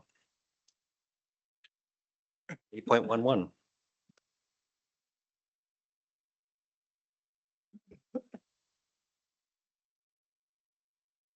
Go ahead. Good morning, Council. Sherry Bars with administration to provide the November 2025 Chief Administrative Officer report, as well as the next few reports on today's agenda. The CAO's report is found on page 136 of the agenda package, and I actually don't have anything further to add at this time. And that concludes my presentation. Thank you. Thank you. Is there any questions? Council's wishes. We have two motions. I'll move that council accepts the November 2025 Chief Administrative Officer report as information. Thank you very much. Any discussion on that motion? Call the question.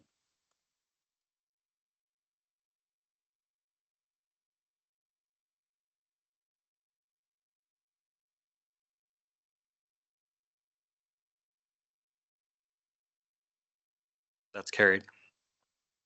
Go ahead, Councillor Kester. I'll move that council accepts the December 2nd, 2025 council resolution trackers information. Thank you. Motion on the floor. Any discussion? Go ahead. I just want to take a moment and thank Sherry for stepping up and helping us out.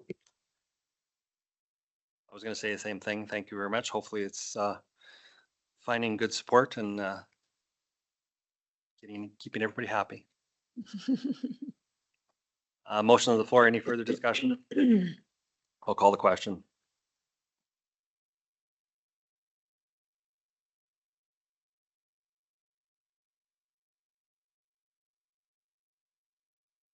That's carried. Moving on to 8.12, 2025 municipal election report.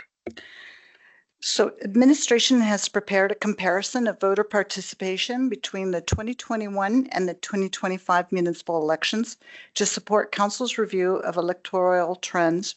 The report is found on page 147 of the agenda package.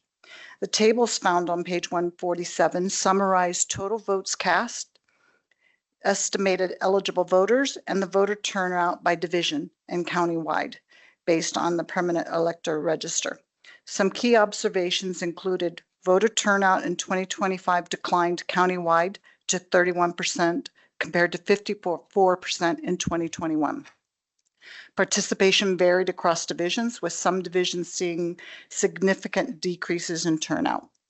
The 2025 municipal election was successfully administered using predominantly internal staff due to limited external applicant interest. This approach provided continuity, operational efficiency, and cost savings. Administration will evaluate recruitment and resourcing strategies ahead of the next election to ensure fiscal responsibility while maintaining effective service delivery. That concludes my presentation, and we're available for any questions. Thank you. Any questions? Go ahead, Councillor Kester. Yeah, thanks for that. I see Division 6 won again. But is it possible to see the turnout at the different polling stations? Through the read to council, yes, we can pull that for you. Actually, my division, I have Okay, so many, I'll just see if it's worthwhile in the future. we'll pull the statistics for you. Okay, thanks. Any other questions? I was gonna just, not a question, but a comment. In my division, I definitely noticed a lack of voter turnout because of the election process and the opposition withdrawing and that whole thing. I had to tell people many times, like, you still have to go vote. Like, even if you vote for the person that's withdrawn, there's a whole process involved in that. A lot of questions about why it was that way. And I said, I explained, this is the way it's set up. I can't, it's not the county control. It is the way the Elections Act is set up and everything. So definitely trying to get people out, and then people are just like, whatever, you know. Go I ahead. don't know if your opponent actually withdrew or said he couldn't accept office as he was voted in. I did have a conversation with him, And he said he didn't withdraw. What was in the paper was inaccurate. There was a statement that it was issued by that person that I believe was copy and pasted. That's all I know. Yeah, you know, how it was reported to the paper has nothing with us. So, yeah, go ahead. Just a question, in my area, there was only one polling station. And I think it covers a fairly good sized area. And it might have been better to have at least two, but just kind of a question. In some places they had 3 or 4 and ours only had one.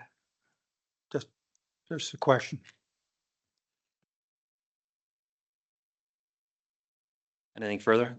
We always review that and kind of, especially with the boundaries changing, there was few different polling stations added and I think some of them had dual voting areas as well, which was good. That's something we'd never done before, I believe.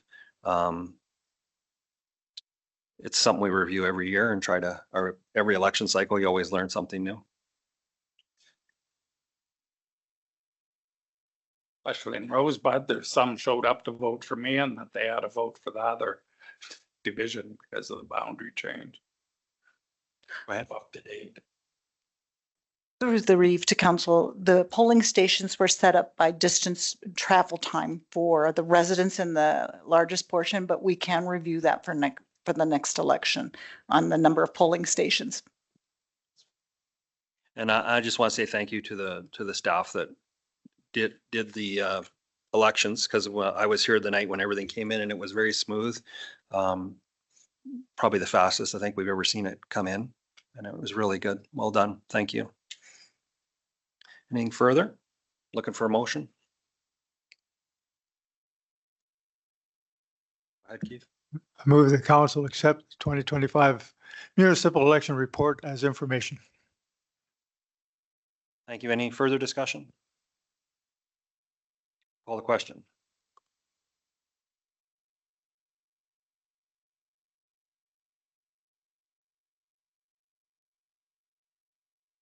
That's carried. 8.13 intermunicipal engagement.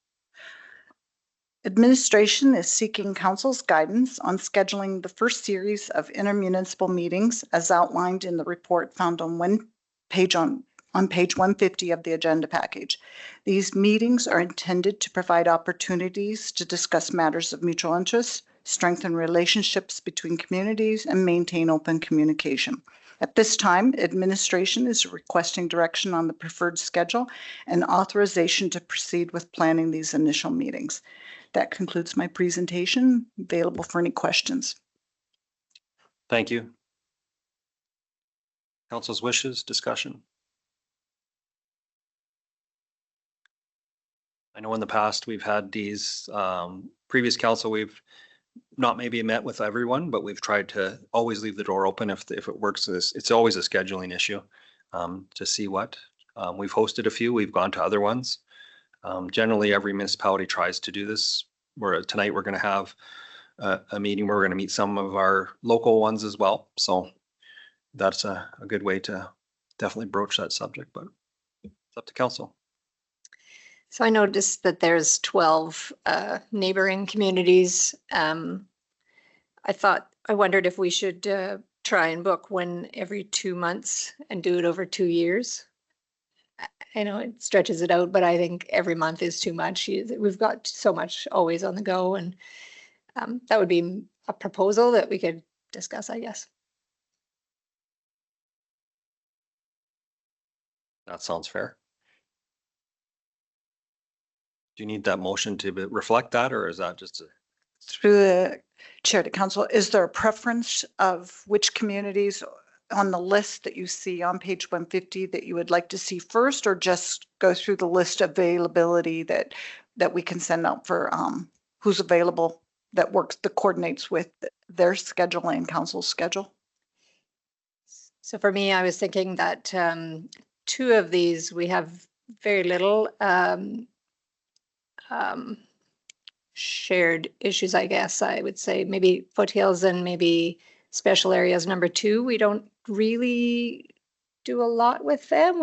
Yeah, but so I don't know. I would say just go down the list and leave them for last, maybe. I don't know. Go ahead, Councillor Kester. There's 4 of those municipalities. We are starting a regional partnership again too, I think. Yeah. I wouldn't double up on it. I would leave them go with regional partnership. So I thought about that too. The regional partnership is a good thing to have, but I thought it would be also useful to meet individually with them. Like, it doesn't have to be immediately because we will be meeting them right away, but I like the idea of like just one-on-one with each of them. Sometimes the partnership, it just, it's a large group of people, and I don't know. I think we should still have schedule them in on the rotation just at some point. And So 1-on-1 with 2 at a time, you mentioned, or? why not just meet with us and Hazar, or us and Rockyford separately? Okay. I don't know. So I think to be more in common with us and Rockyford than us and Rockyford and say Foothills or something. Yeah, I agree. That's why I'm saying we should meet with Rockyford and individually. Yeah. Go ahead. Maybe I'm a little confused, but we were talking a while back of getting all our local municipalities together to have good discussions inter-municipalities, and that's, Rockyford, Standard, Czar, Strathmore, and us, like to start that regional meeting. Now the purpose of this one would be different than that, the same as that, or are we doubling up or what? It would be doubling up, but I think the point of it is that if there are certain things that we want to talk about with Rockyford only, it would be a good chance to do that and just strengthen our relationships individually with all of them. And then also the regional partnership would still be another meeting place. There is a process also with the IDPs and ICFs where we can stand up at a time for, if there's a specific issue with any of these municipalities, there's a whole process designed, like we've used that to talk to Rockview before about something. So if you want to stand up to talk about municipal services or something particular, and there's negotiations involved, there's a whole identified process through that. That kind of does this as well. Like this is more, in my mind, this is more of a meet and greet, which we can do at RMA as well. We can accomplish some of that, or we can do it individually. It's money, it's taxpayers' dollars. So, is there value in that? That's what we have to figure out. What's the best way forward? So for me, the regional partnership is going to be the 7 of us. I think it's 7 people on Strathmore, 5 on Rockyford, 5. So that's a lot of people to try and kind of have a relationship in a meeting. I just still think that there's value in meeting individually as well. Go ahead. Shannon, you're talking about meeting like one-on-one, like if we have an issue, we'd like to meet twice a year with Rockyview between the 2 of us, but not have Nehill or that kind of thing in the same meeting, deal with issues that you've got back and forth. And I think that's a good idea. There is also the committees that are established through our organizational meeting for the intermunicipal ones that can be stood up, like I said, stood up at any time for a particular, it's a structured setup where you have an issue going forward, what the actions you want to take and things like that. There's something just kind of out of this that's as well. I was thinking about this last night. Someone had brought it up to me.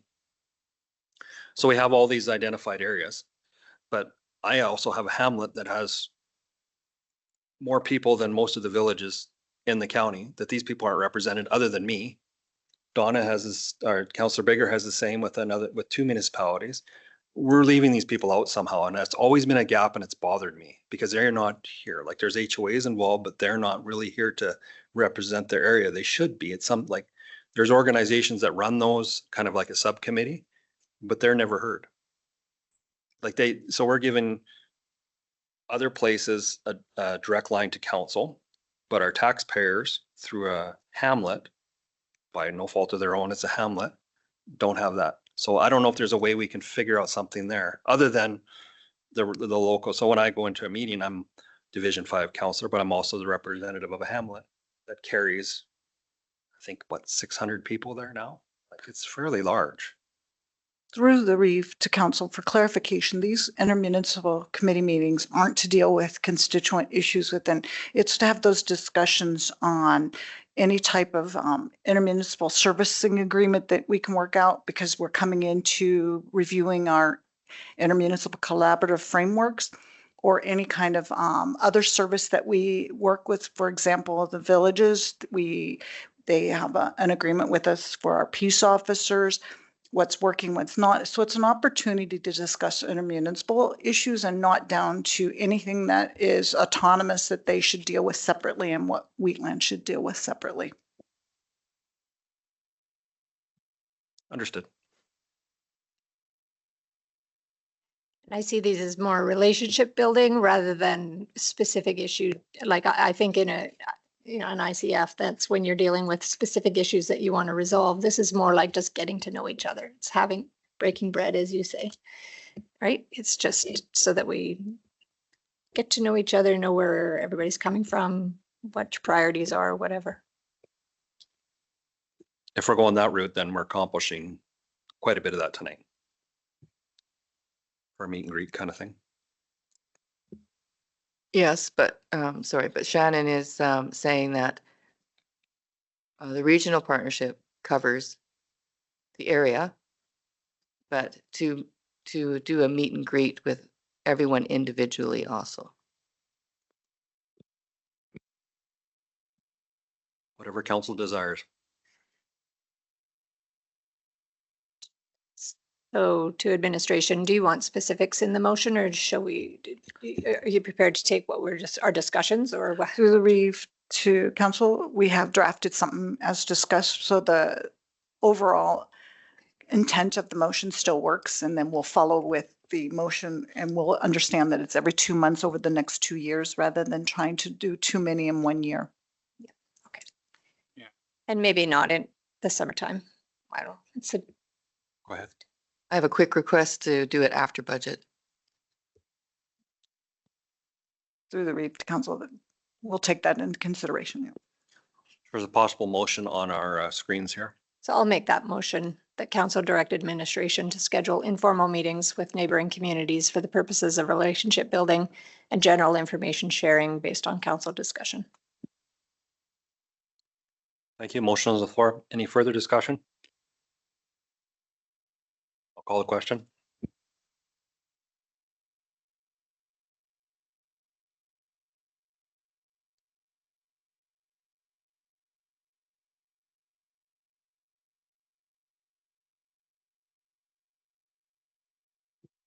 That's carried. 8.14, open house format review. Hello again. Administration's prepared this report starting on page 153 in response to council's feedback at the October 24, 2025 organizational meeting regarding the county's transition from a traditional annual general meeting, AGM, to a more interactive open house format. Historically, the AGM was structured and presentation driven with limited opportunities for residents to interact and few options to present multiple initiatives at once. In 2022 and 2023, council discussed shifting to a more interactive approach. Resident feedback supported this change, and council recommended renaming the session Open House to reflect the updated interactive format. The open house format allows flexible displays and department-specific stations so residents can engage with multiple topics and learn about ongoing projects and emerging community priorities. It also incorporates visual demonstrations, maps, and hands-on materials, providing meaningful opportunities for interaction between residents, staff, and council. When considering future public engagement sessions, the open house format is generally better suited for feedback, engagement, and flexibility, while the traditional AGM format works well for structured updates. Council may wish to consider the objectives, level of interaction, scope of information, audience preferences, and flexibility for emerging issues when selecting the approach. Following council's direction on the preferred format, administration will coordinate the next Division 5 open house, ensuring it aligns with the priorities and maximizes engagement with the residents. That concludes my presentation. I'm available for questions. Thank you. Questions? Go ahead. Traditional AGM format, that's not the way I remembered the county doing AGMs. From the very first year I was here, it was just council and guests. And the guests would ask council questions, and we would have coffee and maybe a donut. And for quite a few years, it would be only one ratepayer show up. Unless there was some development or change in the land use bylaw, more people would show up. In an effort to get more people come out, that's when we decided we would get some in for an attraction. It could be staff doing a presentation, or we get somebody in to talk on Gophers, say. But it was always the question and answer thing first. And yeah, it was never like this. So with the open house format, sure, but I would still, what I kept hearing during my whole campaign, and I hear it in Facebook a lot too, that when they're talking AGM, it's that traditional contact. It's much like the bullpen session at our May, where the ministers sit and let the councillors ask questions. It's exactly the same thing. The councillors sit and let the ratepayers ask questions. Usually, outside of a couple questions, there's not much more, as long as we have somebody there that can answer them, or we can get the information back. And then there's no reason to break up into the open house like we've kind of went away to. Because I know a few years ago when it was at Clooney, they just surrounded us and peppered us with questions. That's what they were doing. And I thought, no, that's not a good thing. We should give them the opportunity. If they no questions, great. If there is questions, even better. I appreciate questions. I love campaigning. That's what I go out for, is to talk to the people. No, I go out to listen to them and let them give me questions. And I think we're losing contact with them. I don't care, call it what you want, but I still would like to have that question and answer period. And if you want to go so far as call it the bullpen, like we do at the RMA, fine. But yeah, that's the only thing I can support with question and answer period. Go ahead. Through the Reeve to council, I believe that was discussed, and I think you're referring, and I just can vaguely remember names being thrown out when it was open house. Are you referring to perhaps a town hall meeting format where council sits at the front at tables, and then there's an open mic where we go around and let residents ask questions to any particular division councillor and answer in that type of format? Yeah. Okay. So like I can just see a little bit of crossover here, like with the bias thing, right? We're going to need our Edmonton lawyer dog to, I know it's not a development permit, but it's still going to be, if we start, and I will honestly receive any question asked of me. Sometimes I say I have to wait till I get more info, but you know, you're getting into, I know it's the difference between a development permit and an open house, but it's still fielding questions that are going to end up sensitive as what happened in Clooney? One that happened in Clooney was an open council meeting. It wasn't a development permit. That was before council. You can talk about how you voted after you vote, not before you vote. And if you get a question like that, you just say it's inappropriate for reasons. I've never had a ratepayer come back at me when I explain to them why or when I can talk. You have to explain. Have to listen first. Go ahead. So I like the open house format, and I felt it worked well in Rosebud, Carsland, Cheadle, and when it was here at the admin office, you were able to speak one-on-one with people and get to know residents and find out where they live and what their issues are. I liked it for that. And at Clooney, I felt like we set it up that way, but the audience wanted it otherwise, and they set up their own chairs so that they could do that. The issue that happened there was it was then only one issue got ever addressed. We had set up all this other information for people to access and nobody looked at a single thing. There was no other, I know there was a person in my area that wanted to talk about some road issues and various things, but I had to excuse myself from him because I could hear that there was something going on.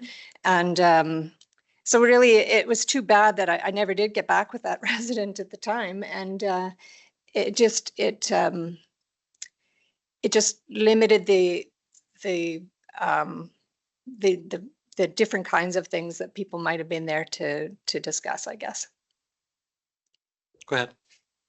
I remember the Rosebud one well. First comment was, we don't get to ask questions. So they all got around a table and most of them were around that table. And the people that were outside didn't participate, and sounds like some of them got home, didn't able to ask their question. That's why if we had a dedicated question and answer period, he could ask his questions, Rosebud would ask their questions, and if there was more talk after, no deal. But that way everybody's included. And that was the first time we tried that open house at Rosebud. And that was the first question I got, and I continually get them from down. They missed that question and answer thing. And they purposely set up and purposely attacked the questions they had. And it engulfed the whole thing, right? Took over from the presentations. Go ahead. I was at Rosebud too, and actually we talked to a couple, I don't know if you were with me, but they said they really liked the format. So there is people there that did like it. So it just happens we were going out the door at the same time. But I think I lean towards the open house because for any counselor that was at Diode, that's kind of really how nothing gets heard. It's almost they feel better in numbers. And so it's like more of an attack. It's not information. They weren't even actually listening to the information. They lost sight. But I feel that a lot of the questions that some of them have that they're asking even in a bullpit, I don't, if it's in Rosebud and they're asking a question about whatever, it doesn't pertain to me. We could be talking to somebody else and getting to know ratepayers there, where I don't get to know anybody there. I just get to hear. I just listen if it's in that kind of settings, because we had that setting at Hazar. I'm for the open house. That the open house doesn't attract people. It does. Because when we just had the question and answer, we added presentations and more of the open house style, but we did both. And I still believe we have time to do both. Question and answer period doesn't take that long.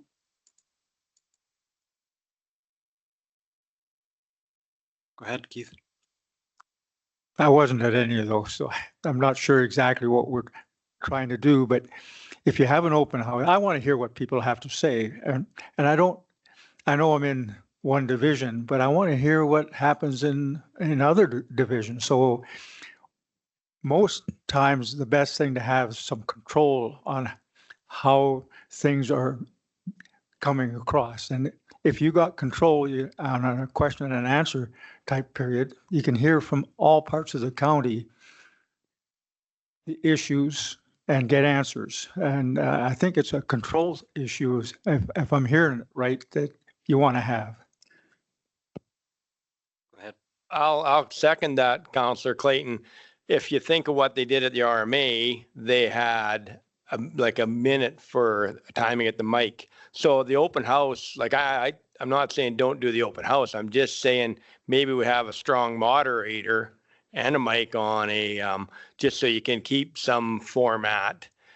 And yeah, for the record, I really support the open house. I just don't want to hear later that I said something I shouldn't have, because that's going to happen.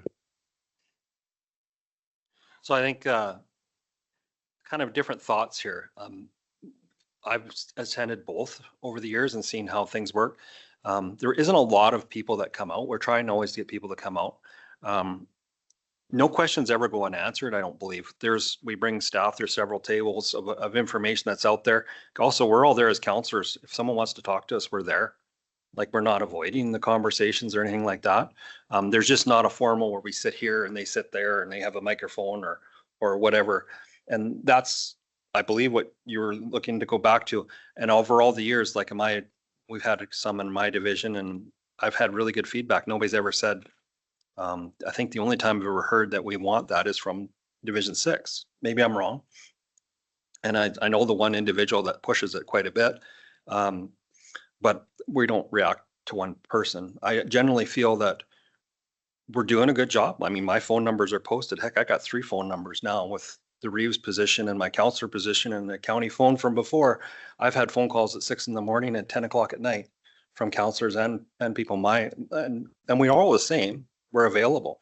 And I try to answer as many questions as I can. This is just more of a, we went to the AGM to say, okay, this is what we've done. Here's the budgets. Here's how it's going to interact with you. Trying to get the information out there that we do. And I thought it was successful, other than having a microphone and someone, rallying the crowd, so to speak. And I've seen that happen in areas too. They can always rattle our cage. I mean, that's part of this job. You signed up for it. So go ahead. Would we have the opportunity to allow the councillor of the area to determine the format? So if it's in Division 5, you choose. If it's Division 6, you choose. It's not a bad idea. And go that way. And they could kind of host it. I don't mind, I honestly don't mind the idea of the town hall style, but I do think if you had a moderator and if you limited it, like maybe, I don't know, have a half an hour, so that then you can also just meet and greet and shake hands and talk one-on-one with people as well. Like, I don't think a person's going to get up at a microphone and say, well, maybe they would, I don't know, that the road in front of their place needs work or something. Maybe that's more of a one-on-one. I don't know. But I'd like to try both. With some parameters, maybe it would work. I would hate for things to get out of control like they did at Carsland at the diode information session. Actually, it was, the moderator let it get out of control there, I think.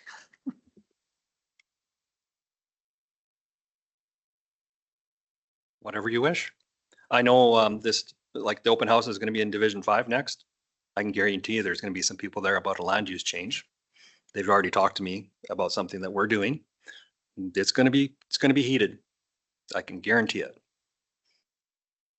Because it's their opportunity to talk to all council. So maybe for that one, there is I don't know, to have a town hall where they can get up, but also we have a moderator to keep it under control. I don't know. Looking for feedback from kind of 50-50 here. So what do we want? Staff are looking to set it up for us. So that's what we want. I'll move that council Well, I don't know. I think we should consider a hybrid, but I also think that the counselor of the area should maybe decide. So I'm not sure if you want to have a motion one way or the other, or just, Well, we could. maybe I'll move that the council of the area can decide the format with the options for a hybrid, an open house or a town hall format. And we need some structure around what that looks like very shortly. I can say for the one coming up in my area, they're gonna find me. They're gonna find you. They're gonna say what they're gonna say. They can talk to you individually or as a group. You're gonna hear the same information. If 5 people talk to you or one person on a mic rallies the crowd, it's the same information. But sometimes when you have a mic going, like you said, the people in the back, there's not everybody's aggressive, but the people in the back that probably have a simple issue that we could help them out with don't get heard and they leave because they don't like that. There's people that do not like confrontation. Go ahead. You're absolutely right. Mics can shut off a lot of conversation. There's no question. But if you have the ability to even throw in a written question, then the person that is shy, doesn't want to get up in front of people, and there's a lot of people that way, at least get their question to the front table. Through the read to council. For this particular report, it could be just accepted as information. And then when we get to scheduling the Division 5 open house, we'll have the time, date, and format in the motion, the preferred motion, and we can do a hybrid.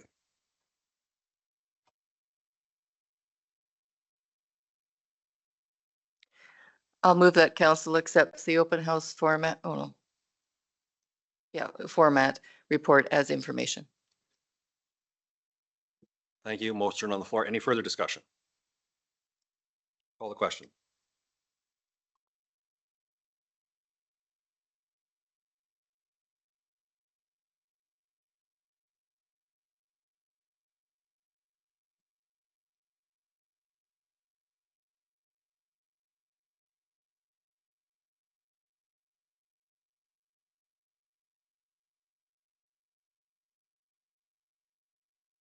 That's carried. Move on 8.15, 2026 open house schedule in Division 5, furthering the conversation. Yes, administration is presenting the following proposed dates for the Division 5 open house for council's consideration. So evening for all 3 would be Tuesday, January 13th, Wednesday, January 14th, or Thursday, January 29th.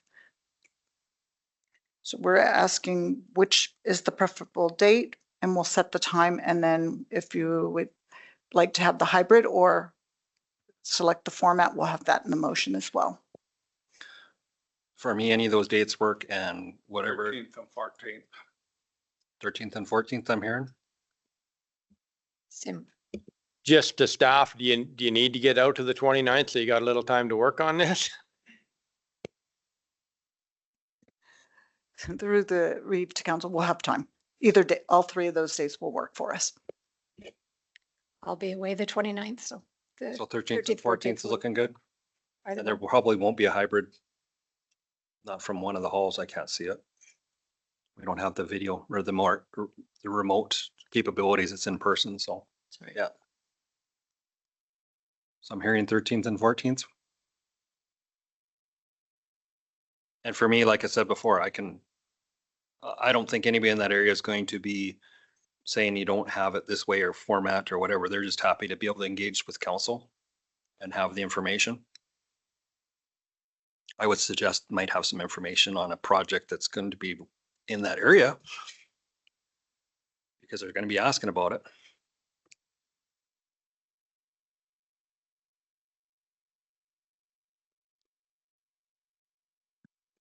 If you're going to hold it in that high alto hall, make sure you got a sound system that actually works. That's what I've run across there quite often. Do we bring our own usually, typically? Yeah, We usually bring our own. I do know that they've upgraded quite a bit there recently, so, but has air conditioning in the hall now. Not that we need that, but Yeah, January. Well, and at La Alta Hall, like literally across the road is 500-600 people. But that probably won't be the ones you're gonna see. It's amazing for the people that are that close. If there's something on TV, like a Jays game or something, yeah, or a hockey game. But we'll try our best to get people out.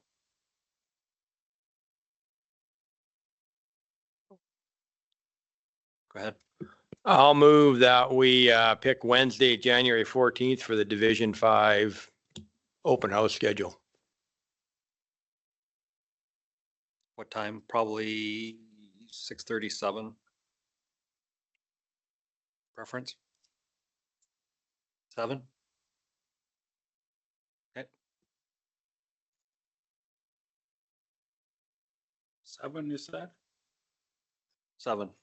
Format for me, if it's up to my area, I'd say an open house is fine. The information's still gonna get out there.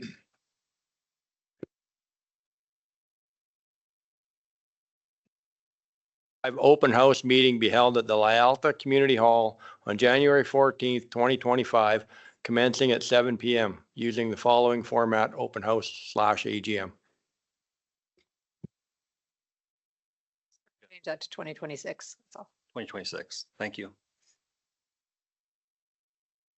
Any other discussion?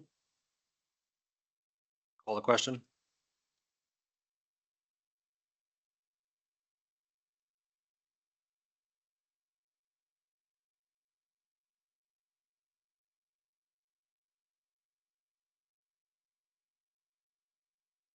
That's carried. Sorry, move on to 8.21 Corporate and Financial Services Report. Good morning, Council. Corey from Administration here to present the Corporate and Financial Services Report for November, found on page 160 of the package. I don't have anything to add other than I did want to just go down here where we talk a little bit about the asset management program and just take the opportunity to answer a question that Deputy Reeve Clausen posed during the Committee of the Whole meeting. I just want to clarify about the question on sustainable revenue. So there was a number 5 million regarding a sustainable revenue. And to answer that question, the number is essentially a high level average of non-tax revenue. So things like utilities that we collect from utility bills. And that includes distribution that could go to capital or operations. So that number is likely less than 5 million actually. So it's typically not what we would actually spend on assets. And so the adjustment of what we would spend, we would need to ensure that it's built up in reserves to be future proof, will have to be updated on that report. So our plan is to essentially have administration review that for next time, make sure it's a lot more clear, and then bring that back at the next review of our master asset management plan. And yeah, and thank you very much for pointing that out. We're always looking to, it's a living and breathing document, so administration is always looking at ways to improve it. So, and that concludes my report. Available for any questions you might have. Thank you. Any questions? When I was reading the package, I had a thought. So the asset management reports, I think, I don't know when or between May and September, at one of the council meetings, if we could present, if staff can present their, because you're doing more deep dives now, present like one part of it at a time within those months. There's 5 parts to it, basically. And it's a lot to read and comprehend all at once. And so if you could break it down at one aspect of it, one council meeting in the next month, and maybe another aspect of it, and kind of keep us informed throughout the years on whereabouts you're at and how they're looking. And that makes us more familiar with it, and we can see progress or we don't see progress, but hopefully we'll see progress, right? On where the information, how deep you're going into it now. If that is doable. Yes, through the chair. So just to clarify, you're looking at as we go class by class, so say bridges, and as we produce those new reports, you would like us to present to you the information on that deep dive as they come available, or the master asset management plan, which is supposed to be a summary of all of that, is to just go piece by piece through that report. I just wanted to clarify. So my thought was there's 5 classes basically. And if you did like May, June, or April, May, June, September, October, and then in November, that's when we see the whole full thing before budget time. I just want it broken down a little bit more so it's more not as challenging as reading it all at once and figuring it out. If we could break it down more per month, I think would be an asset. That's doable. Thank you. I was wondering just along, so as I was looking for something, I was wondering if there's an ability to search for keywords in our meeting minutes and agendas.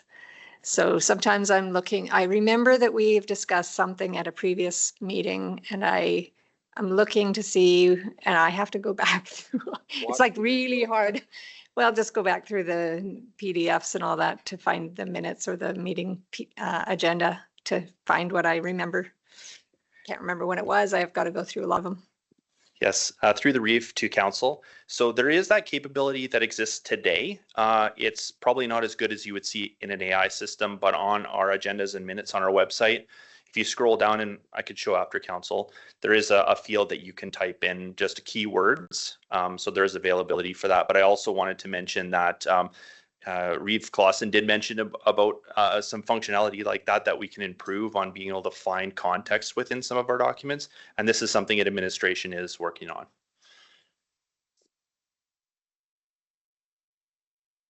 When in doubt, you can always task administration to come back with a report with all that information. Yeah, but it's. Yeah, if it's important to all council, like if it's a decision coming forward, it's definitely good to have that background information. Any further discussion? Looking for a motion? I'll move that council accepts the corporate and financial services report for November 2025 as information. Thank you. Any further discussion? I'll call the question.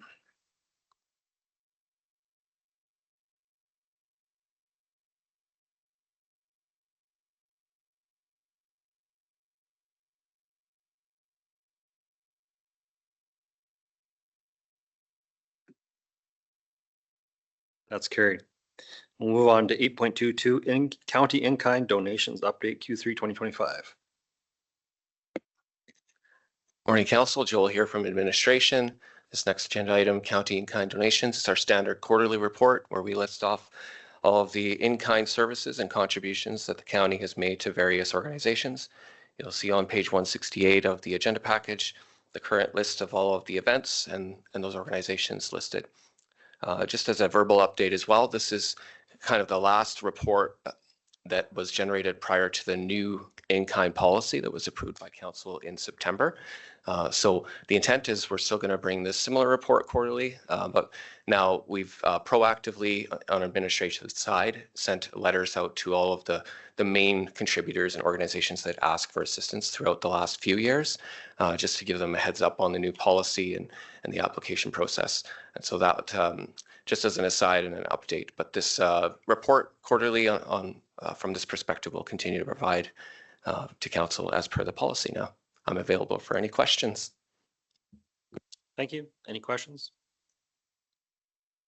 Council's wishes. Go ahead.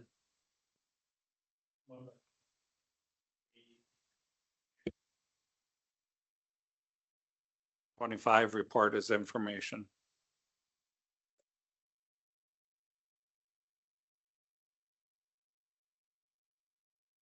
Sorry, I'll call the question.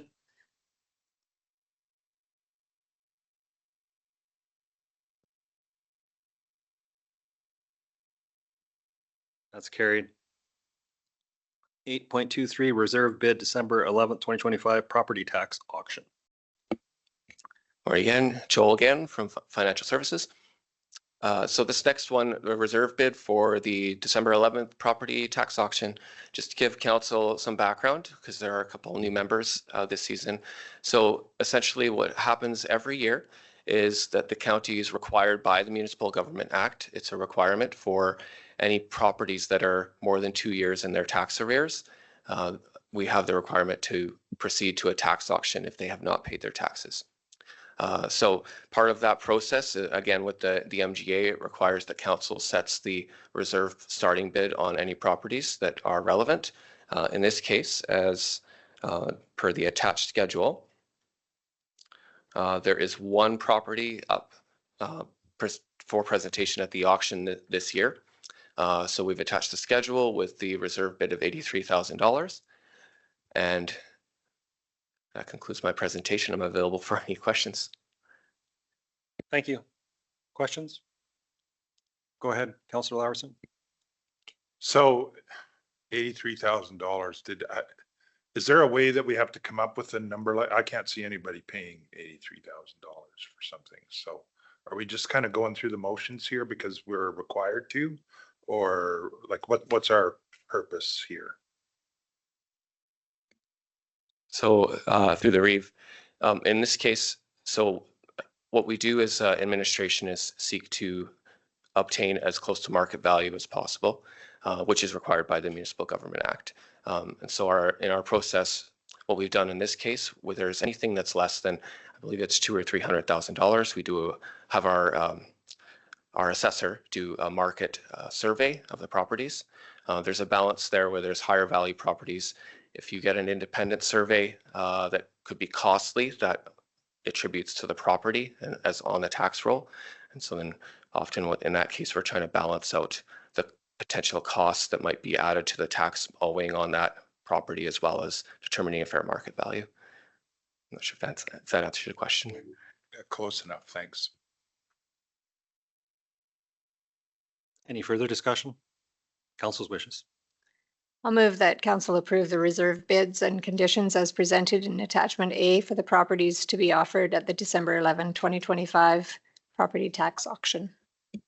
Thank you. Motions on the floor. Any further discussions? We'll call the question.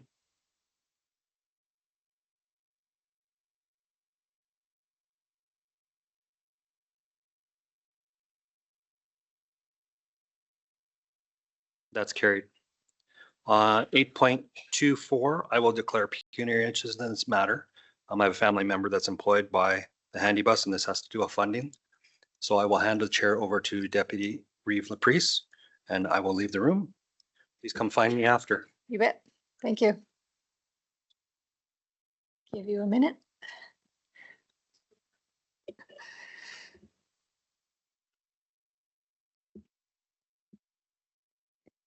Thanks, Corey. Good morning again, Council. Corey from Administration, here to present the corporate and finance, to report the Strathmore Handy Bus Association update memorandum of understanding report found on page 175 of the council package. So this report is being brought to council in response to a resolution made on the February 18th council meeting, where council directed administration to wait for an updated memorandum of understanding reflecting their change in operations. Since 2003, administration has been working with the Strathmore Handy Bus Association and council regarding their operations and ultimately this memorandum of understanding, which is aimed at having a predictable funding model for the association. So through 2024 and 2025, the Strathmore Handy Bus has been focusing their operations to their original mandate. At the request of council, they've been providing ridership numbers, which represents how many trips originate in or to the county. So since seeing this operational change from 2024 to 2025, the ridership representation has gone from an average of 36 clients per month approximately to about 23 clients per month, which represents about an average of about a 36% decrease. So this change in operations has been noted by the association, which presented to the public presentation committee as it's sustainable, meets their mandate. It's important to note, though, that while the data shows 13% of the handy buses ridership originates within the county, a study was done by the association in 2022, which revealed that about 24% of their clients were county or rural users who may still hold property inside the county but are residing in Strathmore care facilities such as the Lodge. So since 2020, and a little bit of finance here, the county has been contributing $10,000 per year to the association. Then there was a one-time contribution of $35,000 that was approved by council in 2024. And then this year in 2025, an approval for $40,000 contribution was approved by council. So the MOU, which is included in the report, has had very little material change since 2023, other than the dates. So dates have changed, and they've also requested the delivery of financial reporting from being a full audited financials to a review engagement, and they asked for that just due to cost reasons. So the MOU would commit the county a minimum of $40,000 annual contribution for the next 4 years, and that would end in December 2029. It is subject to inflationary increases following the lesser of the consumer price index or tax, like county tax increases. And should council wish to approve the REEF and the CAO to sign the MOU, the draft is included in the report. There is a potential response options for for council to consider on page 177 and 178. So they're just right here on the screen. That concludes my report, and I'm available for any questions you might have.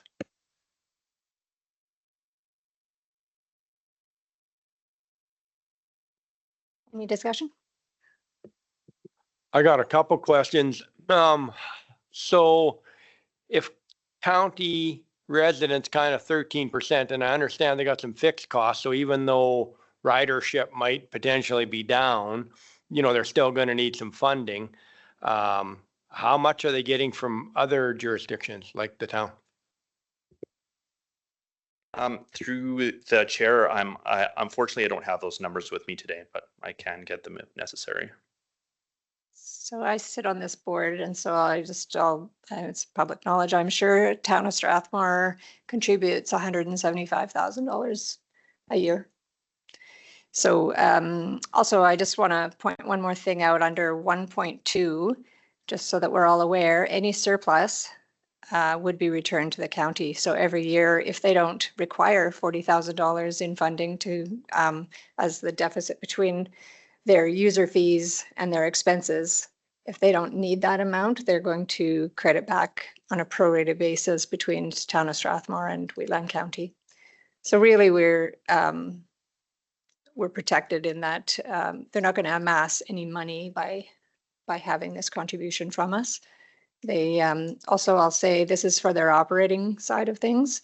They generally get SIP funding from the province for purchase of buses, and they also get they do casinos to raise funds, and they get donations from the public. So this is just looking, though, at the operating side of things and what they revenue from user fees are versus the costs of running the business. So I think it's very worthwhile. I think we have a lot of residents who 26 or whatever it is that depend on this. Without this, I don't know how they would. I mean, they need this service because they don't have family to take them to appointments and things like that. And without it, I don't know what they would do. So I support the motion to sign the MOU.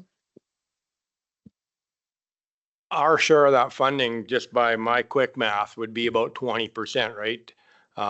Which is probably, give or take, what they need. And being that our residents are rural, even though sometimes we're only using 13% of it, they got to go farther. So I would support that.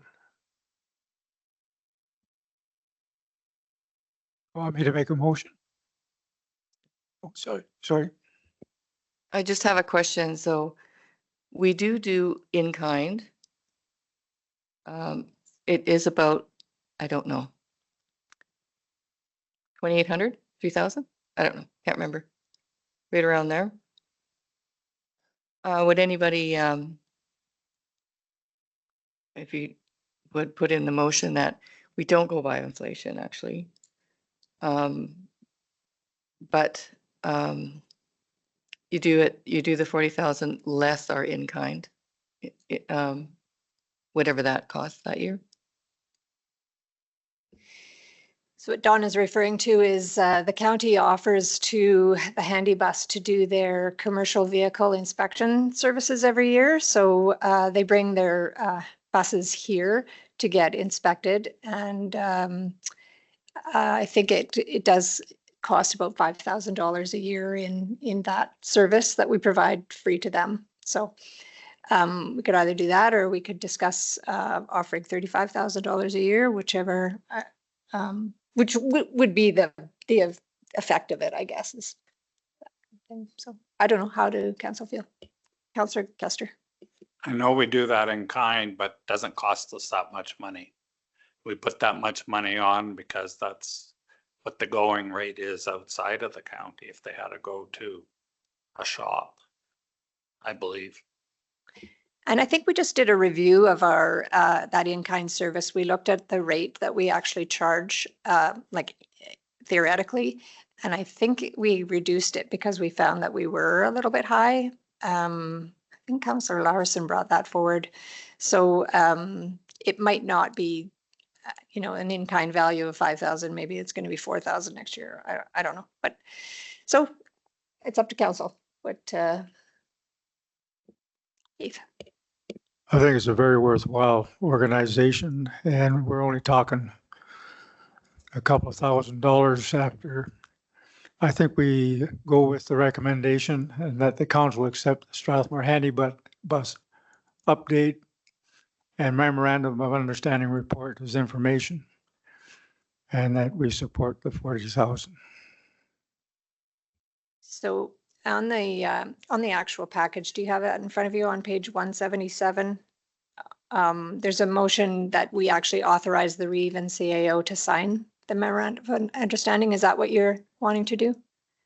Yeah, I was kind of reading this thing. I up know, here. there's one there just to, that would be if we didn't want to do anything with it. We just accept. Oops, hit it again. I would move that we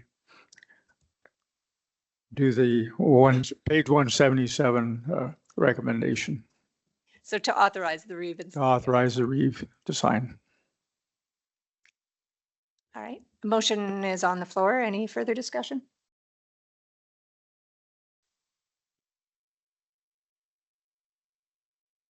If not, I'll call a question.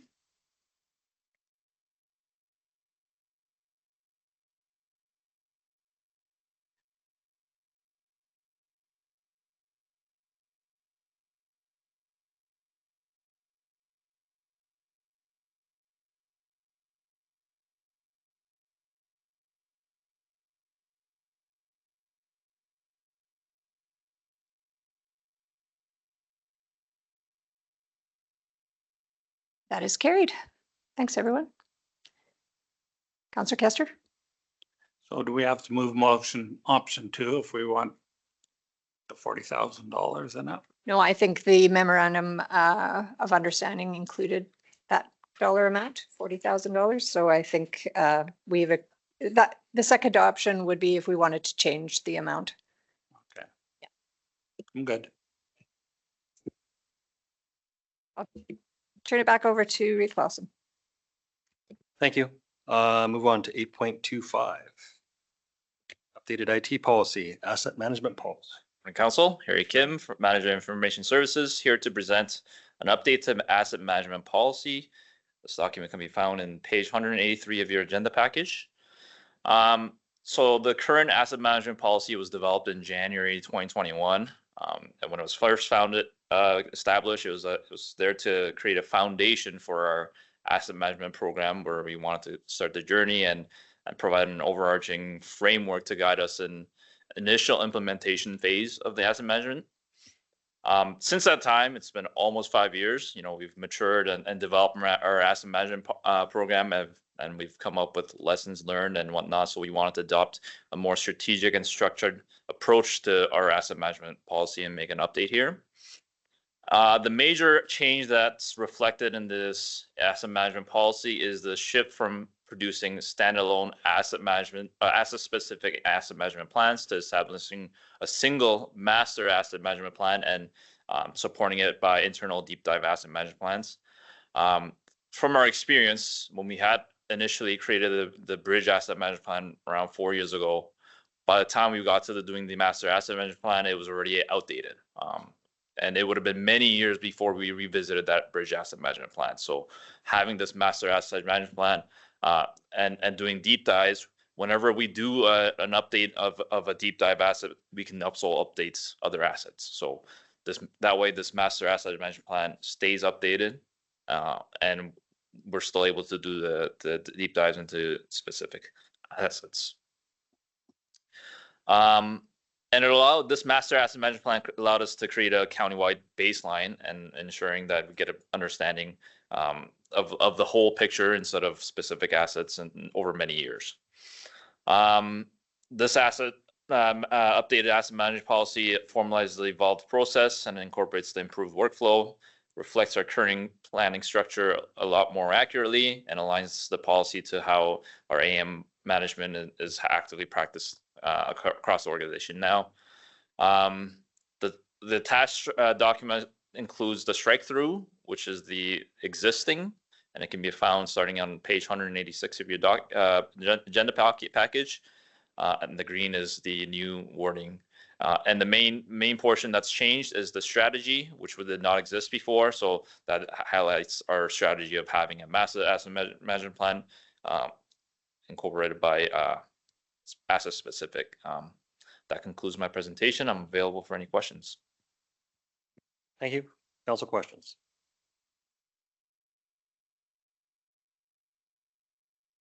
Council's wishes. I'll move that council approves the proposed amendments to the asset management policy, section 4.3 within the information security and technology policies. Thank you. Motion on the floor. Discussion on that motion. I just want to say go ahead. Well, I guess my question is, you're using AI more and more. What's the checks and balances to make sure that it's actually staying, real? Through the REEV, just a point of clarification, Councillor Hebbs, what do you mean by that? Well, we're saying that, we're putting it all into one asset, management thing, and we're using it. I believe we're saying we're using AI to help us with that more. Is that correct? Through the REEV, we haven't employed AI for any of our asset management planning at this stage. If we were to use it, it would just be to help with wording or something like that. But there's nothing with the underlying data or analysis of that at this stage. Thank you. So then I just need some reassurance that when you change something, that we don't get too far off in the ditch, is to put it in layman's terms. Okay. Any further discussion? Go ahead. Way I understand it's to help staff keep the information current. And what is the cost, So through the REEV, if my understanding is correct, the cost of maintaining the asset management plan is the cost of switching over so we can have current information. Oh, yeah. So with their systems and new software, which this policy is basically promoting, is live and active collection of that data. We have a software it's called a maintenance management tool, which allows, say, public works staff to be able to interact with the system directly when updates happen or maintenance happens. So some of these advancements have allowed us to be able to have more live data. But then if I understand the process correctly as well, there's also re-reviews, and staff would re-review to ensure that information is accurate as to the best of our ability. We currently own the software. Yes, we subscribe to it, yes. So I just want to say to the new council, this is, policy is what directs staff. So this is a policy that they will follow forward. That is council's role. This is a good example of that. So there's a motion on the floor. Any further discussion? Call the question.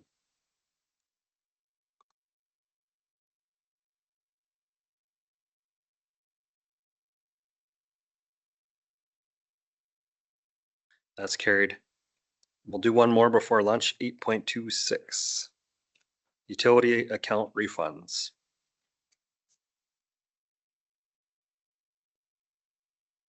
Hello, Joel from administration again.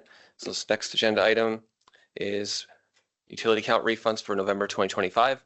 This is to fall in line with policy 2.10 for section 8, where any refund over $1,000 requires council's approval. The one account is listed in the table there for the $1,266.41. That concludes my presentation. I'm available for any questions.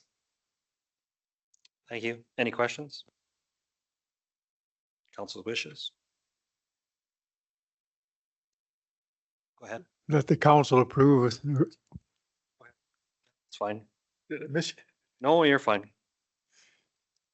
That the council approve a refund of $1,266.41 for the overpayment on the utility account associated with meter number 7188732. Thank you. Motion on the floor. Any discussion? I'll call the question.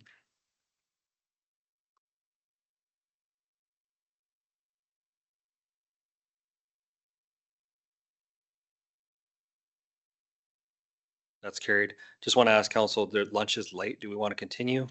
Or do we want to take a break now? Keep going? Okay. We'll move on to 8.31, Community and Development Services Report. Morning, Joel again from administration. Sorry, I'll just move us forward. So this next report is on page 199 of your agenda package. Don't have anything to add to the report, just a couple of things to highlight. Just being like the new signage for the communities is looking good. I know my kids, when I drive into Cleation the other night, they pointed out how amazing the signs looked. They thought I put it in myself.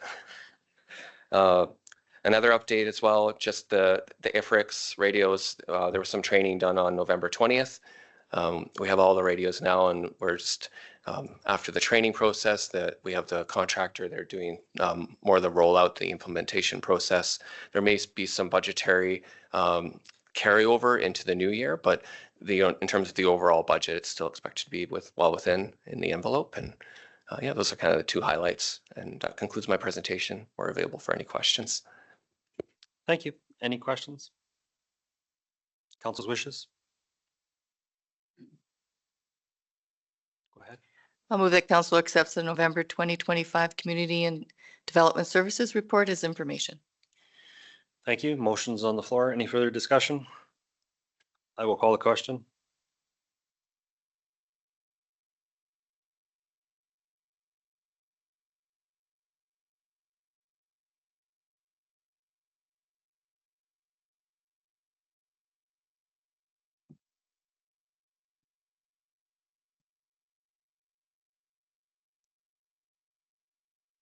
Jeez. Sorry.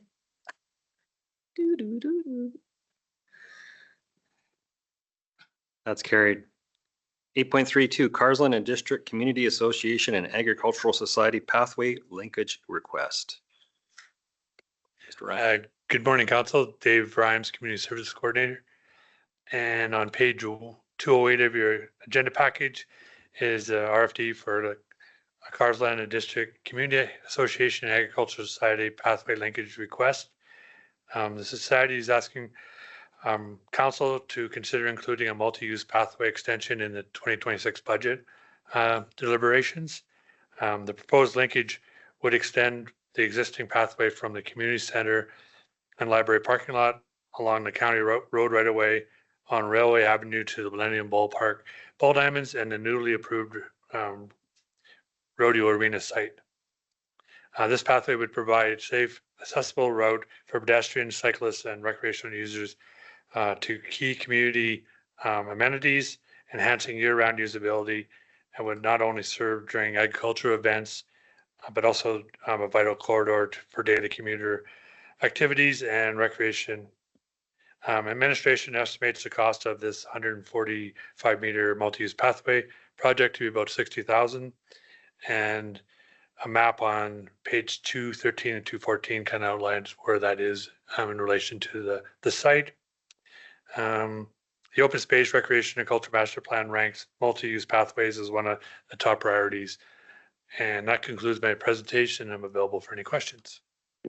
Thank you. Any questions? Go ahead. Would our own people do that or would we contract that out? We'd contract that out. Councilors, oh, go ahead. I had a question. So in our capital budget, it talks about these pathways in various communities. And and in Carsland, it said like we had already completed phase 1. Is there a phase 2, and does that have anything to do with this, or is there another is there a phase 2 for Carsland? There wasn't a phase 2 because we weren't sure if this project was going to go ahead. We probably would have included if we knew the project was going ahead at the time. Mm-hmm. But you would have included in that phase 1. The phase 1. But there's no plan today of a phase 2 in Carsland? There's not. This is kind of that request, I guess, to add that in to the budget deliberations. Just to add to that, they had some environmental stuff they had to look at and they didn't know whether it'd be approved. So I don't think that's why it was kind of left till later. With that, I'm going to move that council direct administration to include the proposed Carsland multi-use pathway extension project in the 2026 budget for consideration. Thank you. Motion on the floor. Discussion on that motion. Go ahead, Councillor Clayton. Just a curious question. Is this part of the curb application or is it completely separate? It's completely separate. Thank you. Go ahead, Councillor Hibbs. Just something that I've heard and I need clarification, please. So some of this got to do with the aggregate levy. Some of that was to be kept in the community that it was originated from. So is there some of that out of here? Council could make that decision at a budget time if there was another project that was not this project that cap levy was used or earmarked for, I believe. So this is separate from the aggregate, the motion that we made for the aggregate to go to this pathway. We've already put a grant in for that. It's a different pathway. It's the pathway to join the two communities together. So it's a much larger project. It'll be $1 million or more. It's joins the two and it joins the river. Good discussion. Anything further? I'll call the question.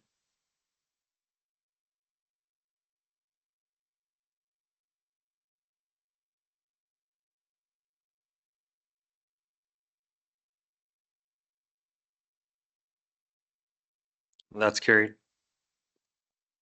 8.33 Community Enhancement Regional Board Appointments. Dave from administration again. The Community Enhancement Regional Board requires 2 representatives from each council division appointed for a 2-year term. At the October organizational meeting, appointment recommendations for Division 4 and 6 were not available yet. So administration is now recommending the council appoint Terry Risden as Division 4 representative and Alice Robel as Division 6 representative for the board. And available for any questions. Thank you. Any questions?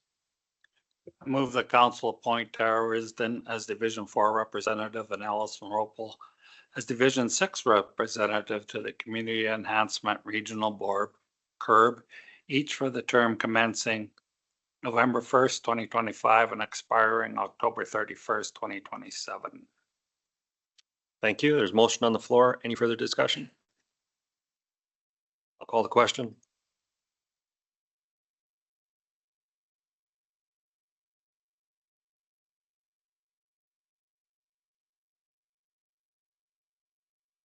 That's carried.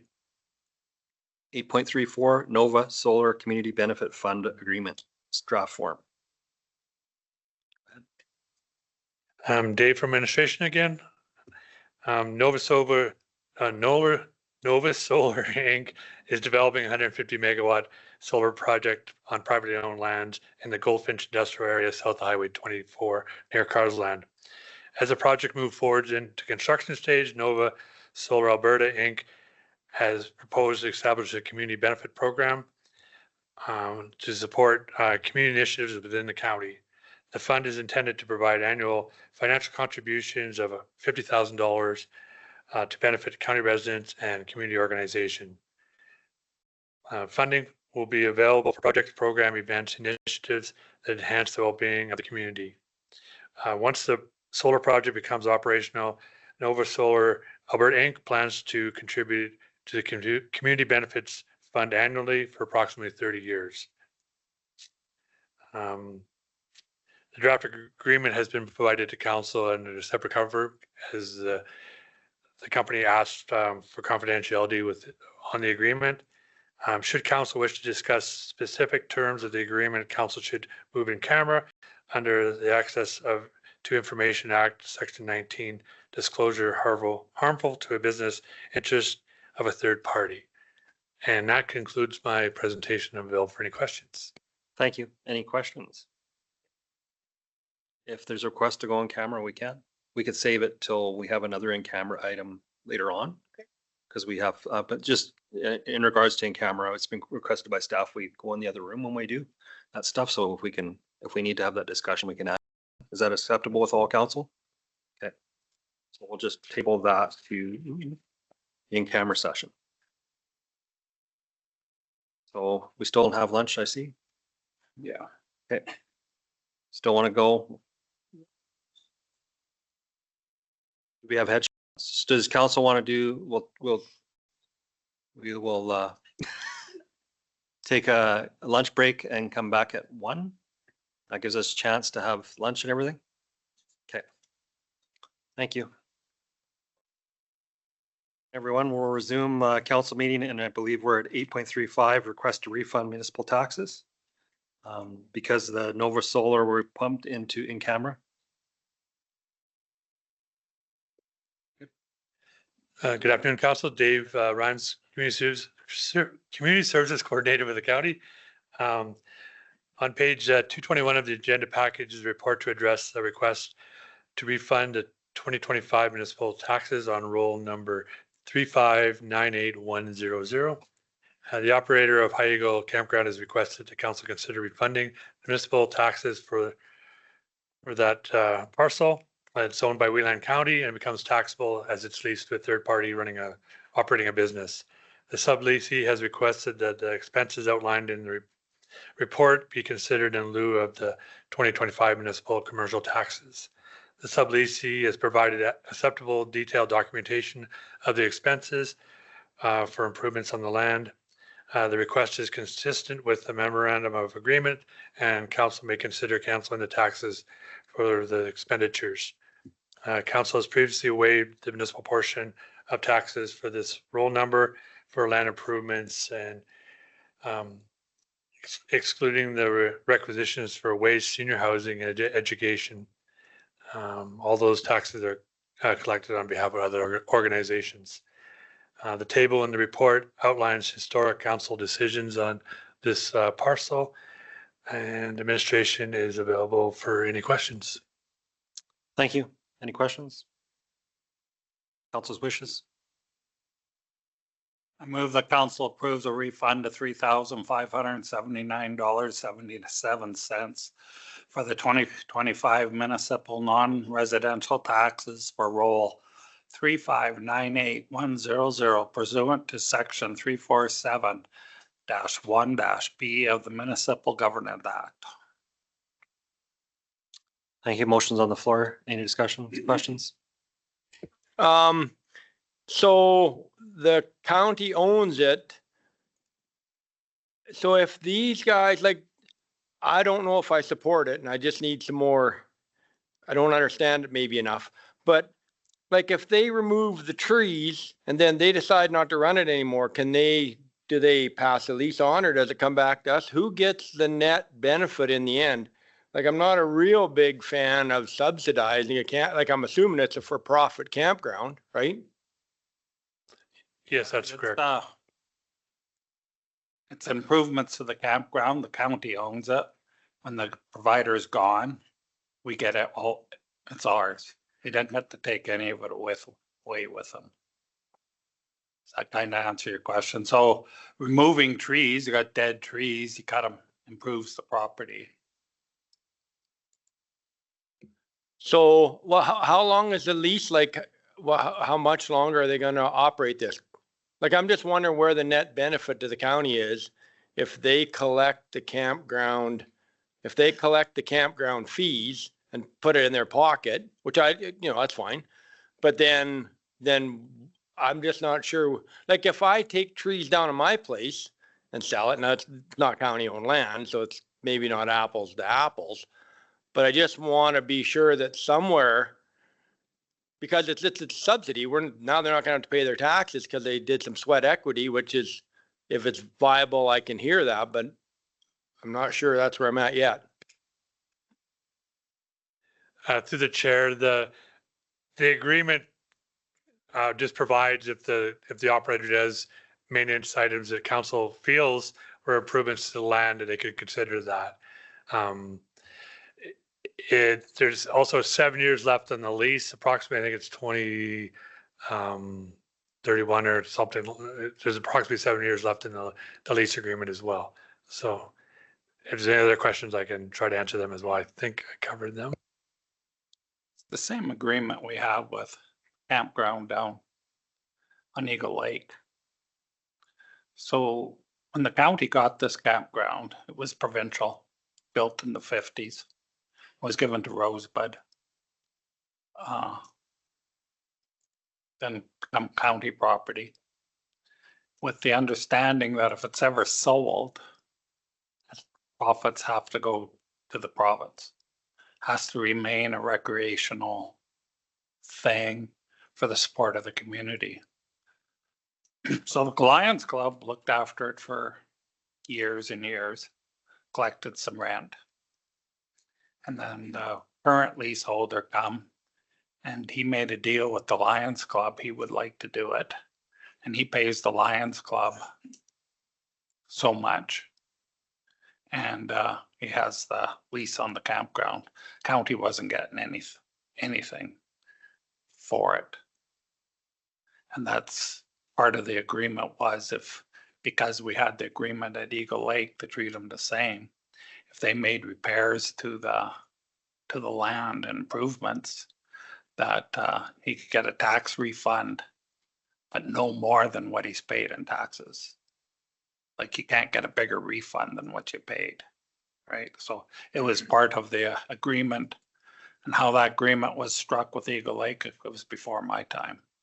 But this other leasing thing has been during my time, yeah.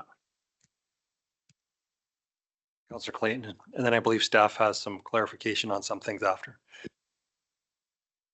Maybe my understanding is where are these taxes from in the first place? I mean, if it's owned by the county, we don't tax ourselves, do we? And are we refunding these against taxes he pays someplace else or what?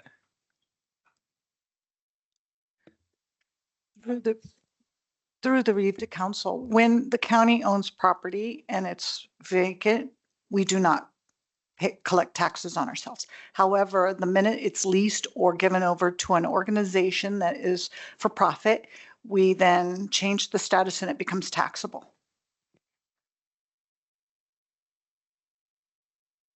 And through the chair, just a point of clarification, the old agreement with Eagle Lake Campground did allow for tax considerations, which are council to waive and not request to come to council. The new one does not does not. So this is kind of an old kind of lease agreement as well. Thanks for that clarification, because I was gonna say, just because we did a deal 20 years ago that nobody can remember, that all, like, I'm having trouble supporting this. Like, I like the fact that the clarification helps that these independent operators are giving some of their profit to the Lions, but I would have lots of people I know say, heck, I'd rather give my money directly to the Lions rather than funnel it to a guy that's submitted. So is that invoice from a private tree cutter or work in kind that he did himself? Through the chair, it was a contractor that did the work for him.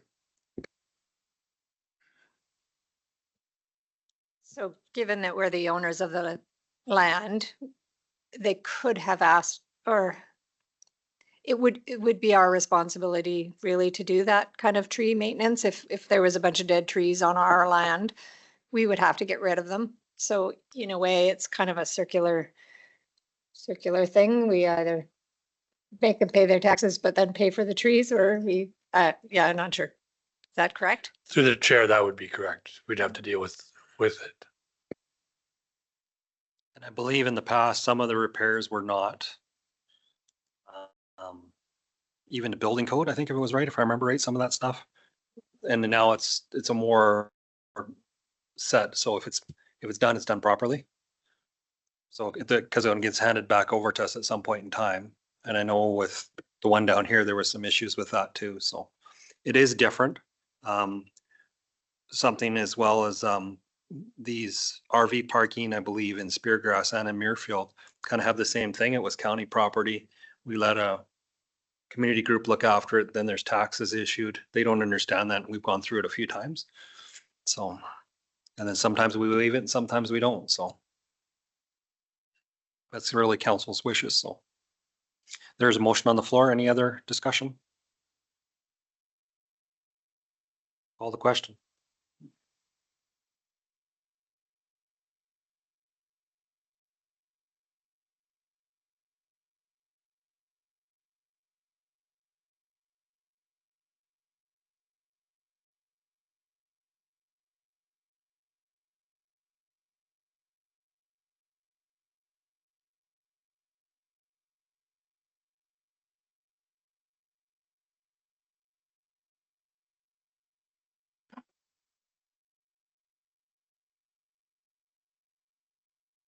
That's carried. 8.36 Subdivision and Development Appeal Board Member Appointment. Welcome. Afternoon, Council. Stefan Kuntz on behalf of administration. This item considers the appointment of membership to the Subdivision Development Appeal Board Committee. Currently, there are 5 representatives on the board. 2, however, have requested to step down. So the new 4 members would bring that up to the total of 7, which is the maximum number allowed. The proposed members are under the motion on the screen. As they're all eligible in accordance with the SDAB bylaw, and as their new mandatory training is required in accordance with provincial regulations. So we are, of course, recommending that council approve the appointment of the following 4 individuals, the ones on the screen here, for a 3-year term. And that concludes my presentation. Happy to take any questions. Thank you. Any questions? Go ahead, Councillor Larson. So I don't know, actually don't know any of them, but I do know that the last one on the list is a realtor. And my only, like I said, I don't know the person, but could it be conceived as a conflict of interest because of a subdivision appeal that might be that person has an interest in, selling the whatever realtors do? I just wanted to make sure that's been considered. Right. Through the chair, yeah, that was something that we noted as well. They will be doing that mandatory training. It's through a law firm puts that on. So they will definitely be talking about that. Because one of the things we had thought about that might come up more commonly would be if it's a real property report that needs some sort of, relaxation or something due to that. And if she was the one part of that, so she'll just have to be aware that there may be instances where she has to recuse herself. Any further questions? Go ahead. So are those people living in those divisions or they're just going to represent those divisions? Through the chair, I believe they live in those divisions. Council's wishes. That council approve the appointment of the following 4 individuals to the Subdivision and Development Appeal Board, each for a 3-year term expiring October 31st, 2028. And them as listed. Thank you. Motion on the floor. Any further discussion? Call the question.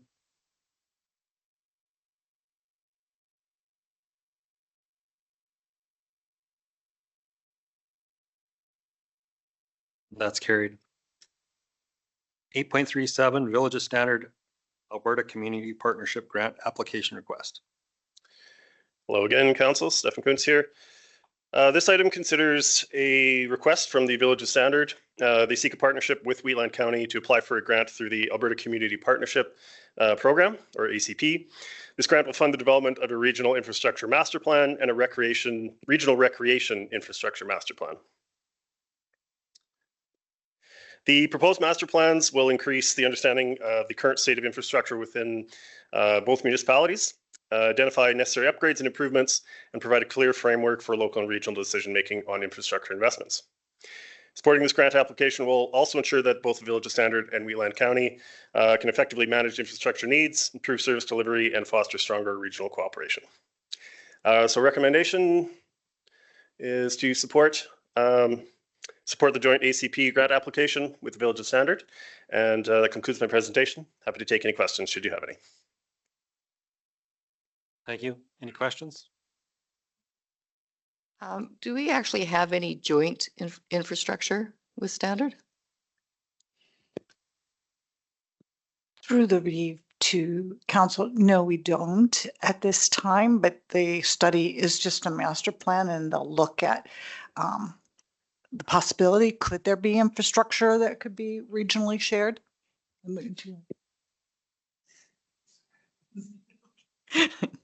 No. Oh, So, yeah. okay, so it's just in the letter, it says this information will establish a framework to guide informed decisions on required local and joint infrastructure improvements and upgrades. And I didn't know of any infrastructure that we're joint with. So this is no money whatsoever to us, to taxpayers. Is this any money to taxpayers? No, this is Standard applying for a grant. So they're not asking us for money just to support it. So, yes, through the read to the council, it is a intermunicipal collaborative type of grant and it involves 2 municipalities. And so in order for them to get the grant funding, and it isn't asking money, as it was mentioned from the county, this is to get provincial funding up to $200,000 to support the study. But if we don't have shared services, what are the chances of them getting the grant? Through the reeve to council. Last year, I believe they submitted this grant because so did the villages of Rockyford and Hussar. And I believe Rockyford and Hussar received the grant, and I would have to check to confirm, but I believe Standard did not, which is why they may be reapplying this year. And did we sign, I can't remember, did we sign a thing similar for Hazard? Yes, we did. Last year, we supported all 3 municipalities for the ACP grant. Thank you. Go ahead. I move that the council support the joint Alberta Community Partnership Grant application with the Village of Standard for services to prepare a regional infrastructure master plan and regional recreation infrastructure master plan. Thank you. Motion on the floor. Any discussion on the motion? I'll call a question.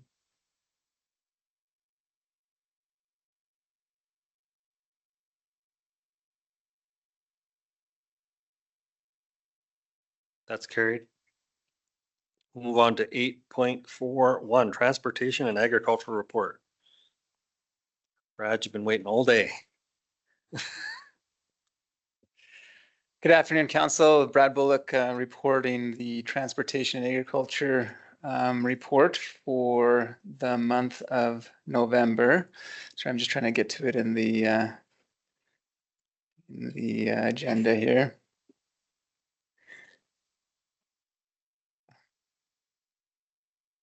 Get it up on screen. There. The report starts on page 238 of the agenda, followed by the various tables outlining further details of the various operational activities and capital projects being completed. And I'm here for any questions council may have. Thank you. Any questions on the report? Deputy Reeve Laprise.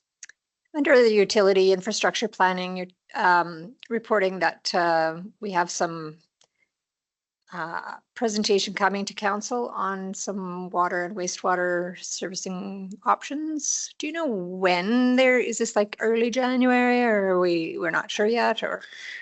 Yeah, through the Reeve, we are anticipating hopefully in January. We did just receive some final reporting information from the consultant last week. And so administration is reviewing that report now. So it kind of depends on how many review comments we have to that, but we are hoping to bring that back to council in January, probably at latest February if there's major comments that we have. Any other questions? Council's wishes? Oh, Mr. O, go ahead. I move that council accepts the November 2025 Transportation and Agriculture Department report as information. Thank you. Motion on the floor. Any further discussion? Call the question.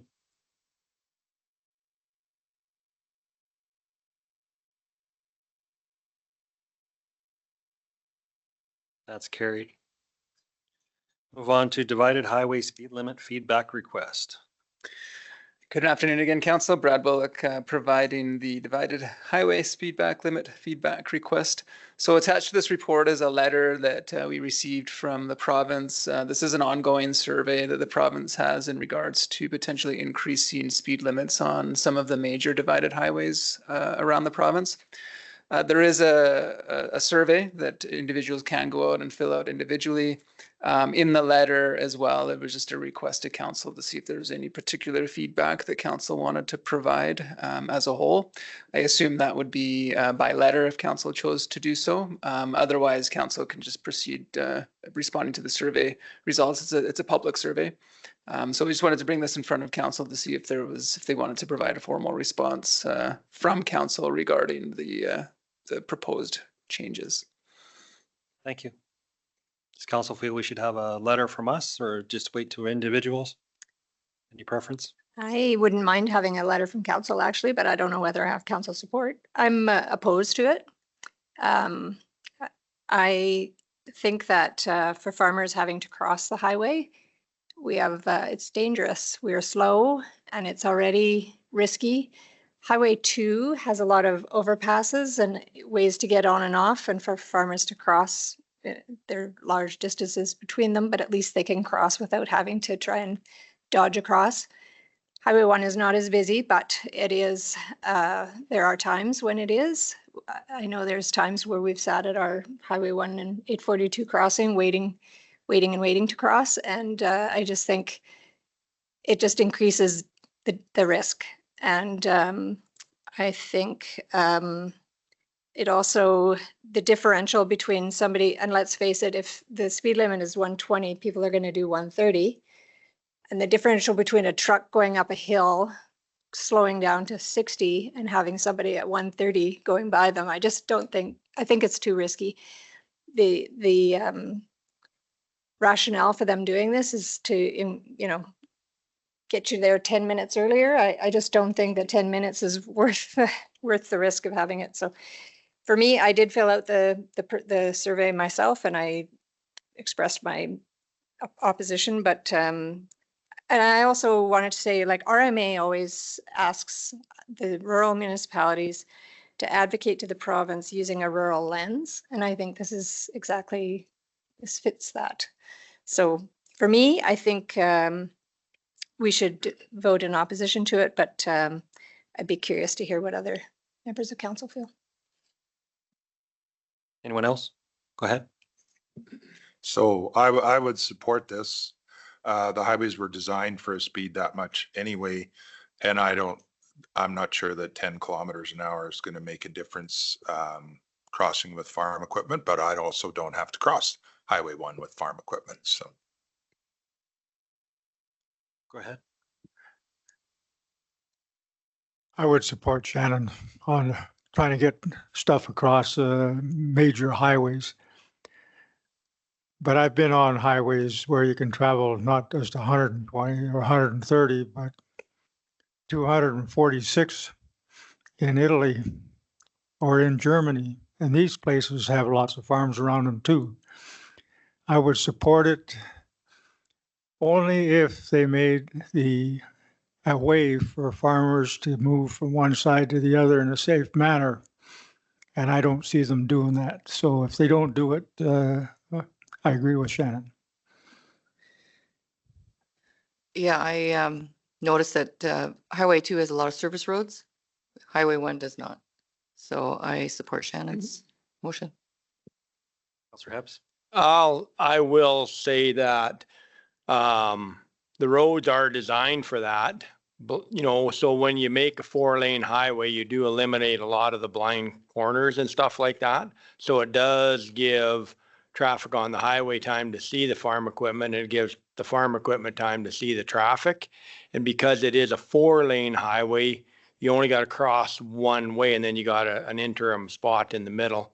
So I think the faster speed limit based on the engineering studies is the way to go.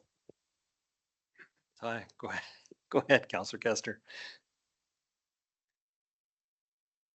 I would be more in favor of a motion that we, for the road in our county, number 1, Calgary to Bazzano. No, because it has a high load of traffic, but no overpasses except at Brooks. That's after Bazzano, but before we have no overpasses through Calgary or through Strathmore. When we start getting overpasses and side roads, yeah, but right now it's not safe. I got that truck crossing down at Galician is a bad one too. It's right on the corner there. It's hard to see. Yeah, I think instead of just saying support or oppose isn't as good, highlight this road needs some attention. It needs a couple overpasses. Question to Keith, just in Italy, are there 3 lanes going one direction? Like I think 3 lanes is. Yeah, exactly. So I mean, if you have that many lanes, you can certainly do 240 or whatever, but with 2 lanes. And then in response to Councillor Hebbs, just with the length of farm equipment that you have, you can't stop midway. You have to do the whole thing in one shot. So I like, I'd agree with Councillor Kester that we should indicate that if on highways with overpasses, sure, but without, it's just too dangerous. So I don't think I made a motion, so I'll make that motion that we send a letter to Alberta Transportation. If you want, do you want me to read this one and just council direct administration to prepare and send under the Reeves signature a letter to Alberta Transportation and Economic Corridors stating that Wheatland County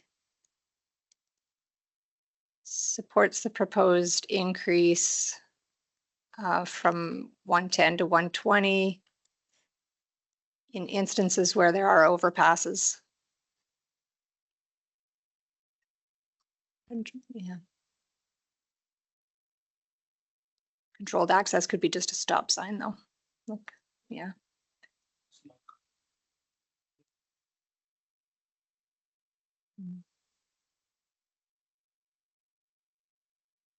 Let's say on, yeah. Sam Bullock, do you have any further input? Mic's on, I didn't know. So it could be something general where there are because the service roads was mentioned as well, where there's accommodation for cross-traffic access. Yeah, I'm just trying to think of the right wording for that. We could specifically say farm, Slower moving equipment, Yeah. vehicles. Yeah. how about if I make the motion to say that that administration send a letter as per our conversation? That could work with conditional support or something like Yeah, that. Yes. yeah. So I kind of disagree a little bit. I think we should oppose it and give the reason why. That way we are actually standing for it or against it. But if you do some improvements, it gets complicated. And I don't agree with from this stretch of road, it's 110, the next stretch is 120, there's so many variables in that. I feel like they'll throw it out. But if you say opposed until more services roads are done, more overpasses are done, at this time, it's not safe. I'd agree with that. Actually, it's better to say that you're opposed because we are opposed. Yeah, So will we say that we support number 2 corridor because it has those improvements and number 1 not? I wouldn't even say it. I would just focus on our own area. I would say in Wheatland County, we're opposed until there's more infrastructure in place for crossing. Yeah. Yeah. And if we look through our land use changes over the years, you've seen where they've parsed out some land for future sales for these access roads and stuff, but it's just not there yet. Does that give administration enough to? Certainly through the REIV, we can draft a letter and then provide it to the REIV and if the REIV wants to the council for review before sending. So I was going to say, it's not just farm equipment being on 264. They're trying to go westbound out of there. And it's not, I hate to say, it's not the design of the highway, it's the drivers. I see so many people in the fast lane, driving in the fast lane. And if you're merging going eastbound, you should be able to merge into that lane and people just don't move over. In fact, when I was out in your neck of the woods at Clooney there, I did the same thing. A truck pulled out and there was guys coming. They still didn't move over. They just don't. The driving is terrible. And it's like, I hate to say it's like BC now, where everybody just picks a lane and stays in it. You're supposed to move over. And as part of this motion, they were talking about having dedicated truck lanes. That's okay, but there's no way anybody can move over then. Because then it'll just force more people into that fast lane all the time. So many people in very poor infrastructure. So, any further discussion? So there's a motion. Do you want to reword that motion?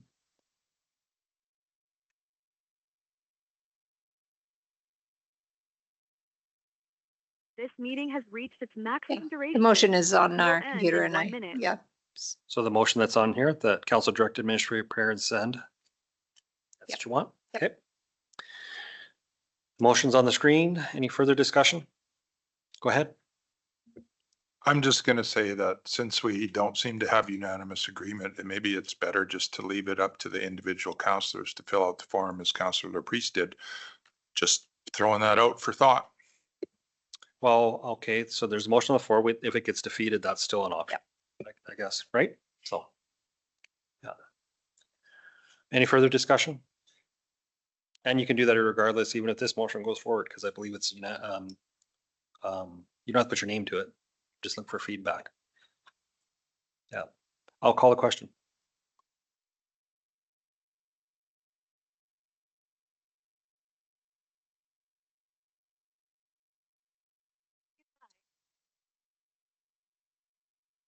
That is carried. Move on to new business, 2 that Mr. Hebbs had added on. One was the Lakes of Muirfield Lagoon. And I think staff have something coming, so you could just speak to it briefly and they'll probably have a response for you. Okay, so I have 2 things that I'm going to discuss, the RMA and the feedback and the interaction with Municipal Affairs Minister Dan Williams up there at the RMA. There was some discussion at my individual table that a couple of different counties had dealt with people living not in their proper division and trying to run. And one, they told the guy to take a hike, and the other one, I was unclear, so I tried to phone the guy. That guy knew who was back. The other guy was from a northern county, and I didn't get which county it was. But then it also came to the floor of someone who wasn't sitting in my county was also discussing, and it pertains to returning officers' power of discretion when people are submitting their nomination papers to run. And so other counties are having issues with people that don't live where they say they are running, and the returning officer not having the responsibility or the authority to vet that person properly. And it, like I said, it came up in private discussions at the AO hiring the CAO thing, where they just, a guy from a northern community brought it up. And then it came to the floor with a smaller lady, I don't know who she was. And so when I went to the mic and spoke, I mentioned that we'd also had that issue here. And Minister Williams picked up on it instantly and said, for doubling down, and he said, I've heard it before, I'm going to do something about it. And that was kind of point number one. My other point was, well, I had the mic in 1 minute of quick speaking. I discussed or expressed concern about the LPRT being an appointed board that can override a duly elected council. Now, I totally understand that we need some type of an appeal process, but it was also interesting because the night before, when I'm in line to talk to the RMA's delegate, this young Wyatt fella, I'm discussing it, and other people, deputy CAOs from other counties, are also there to complain about the LPRT, and had gone so far as to say that they had beat a certain LPR team in court 3 out of 4 times. It took them to court and beat them. So what I have, so then I was gonna, because then Minister Williams' assistant followed me back to my chair and gave me his card. So I was gonna send a letter, and then I thought I better include my council colleagues so we can get some feel for how we want that. But it's a 2-pronged approach to Minister Williams. Okay. So you're looking to have a letter from council to do something on the Elections Act and the LPRT? Is that something you wanted to have done today, or can we give it to for next, bring something back at next meeting? There'll be some research done as to who we need to get a hold of directly. It could come back to the next council meeting for approval. Absolutely not a rush at all. And I don't mind doing my own. I just thought out of, because a bunch of us heard the same stuff, that we might want to do it as a council. If I did not write a letter on my own accord, but I certainly would. But I'd like to wait and get all council involved with it. Go ahead. What was the issue with the LPRT? Issue with the LPRT. So my issue with the LPRT, and it was echoed, people were concerned about it, is that, and been beat in court, is that it is an unelected body, Keith. It's a 3-person panel, not like appointed by the province, and they can come right into beside your yard and say, no, that gravel pit can go. And we could have voted against, the county council could have said, nope, they haven't done the water, because that's what happened in the county of Stettler, according to this deputy CAO. And it wasn't one of the high-end guys. It wasn't Volker, Steven, or Burnco or them. Just be careful what you're quoting. Just try to stick very general. But yeah, so anyhow, I mean, it's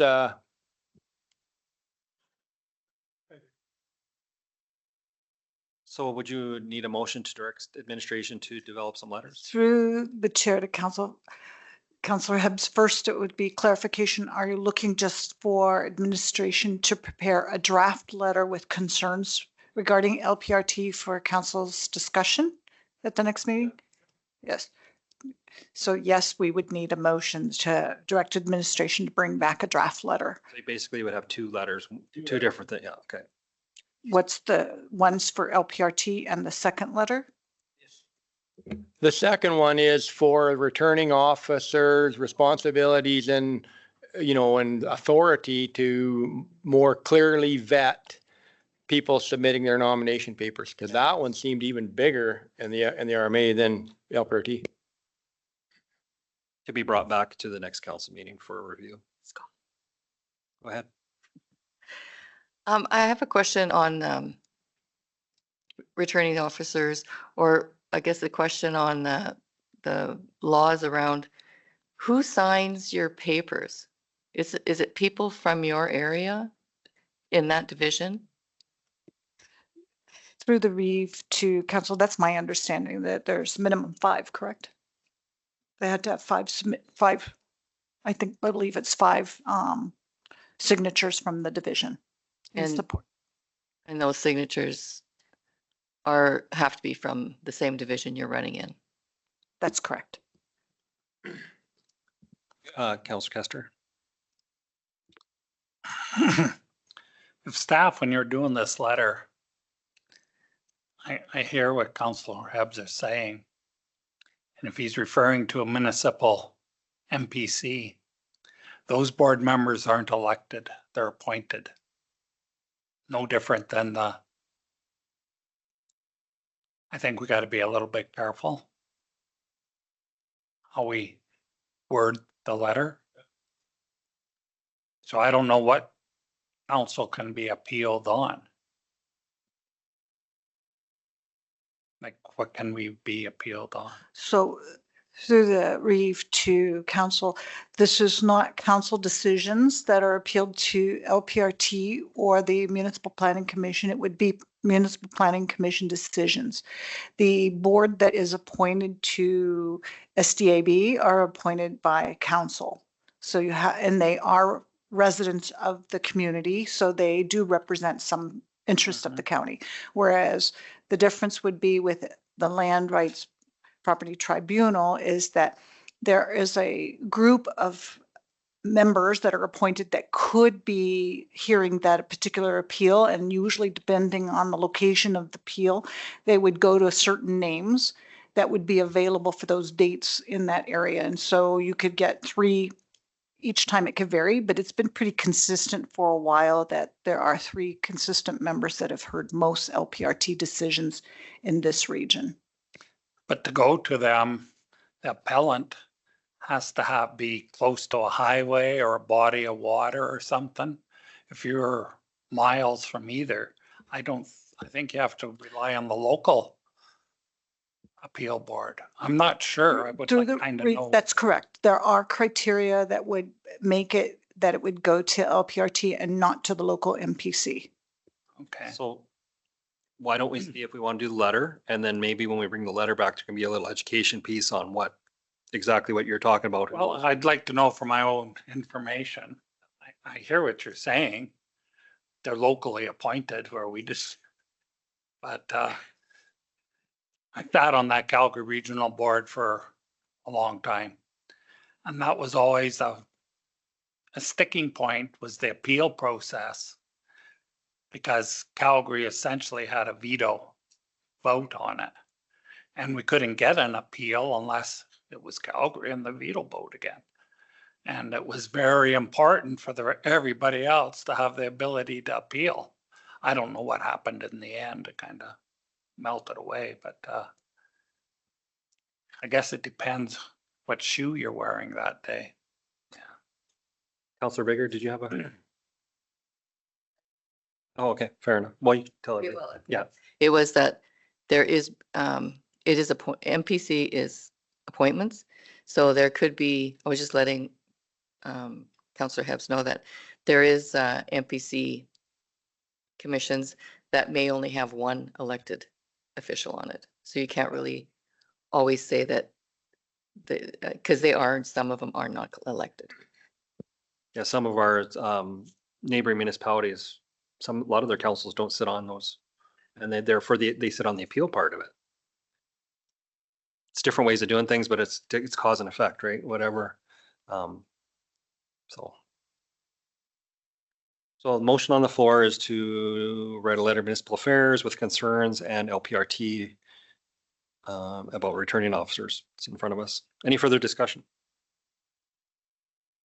Call the question. Is it to write a letter to municipal affairs or for It'll be- the draft one and bring it back? It's a draft letter and my assumption will be brought back at the next meeting. Okay.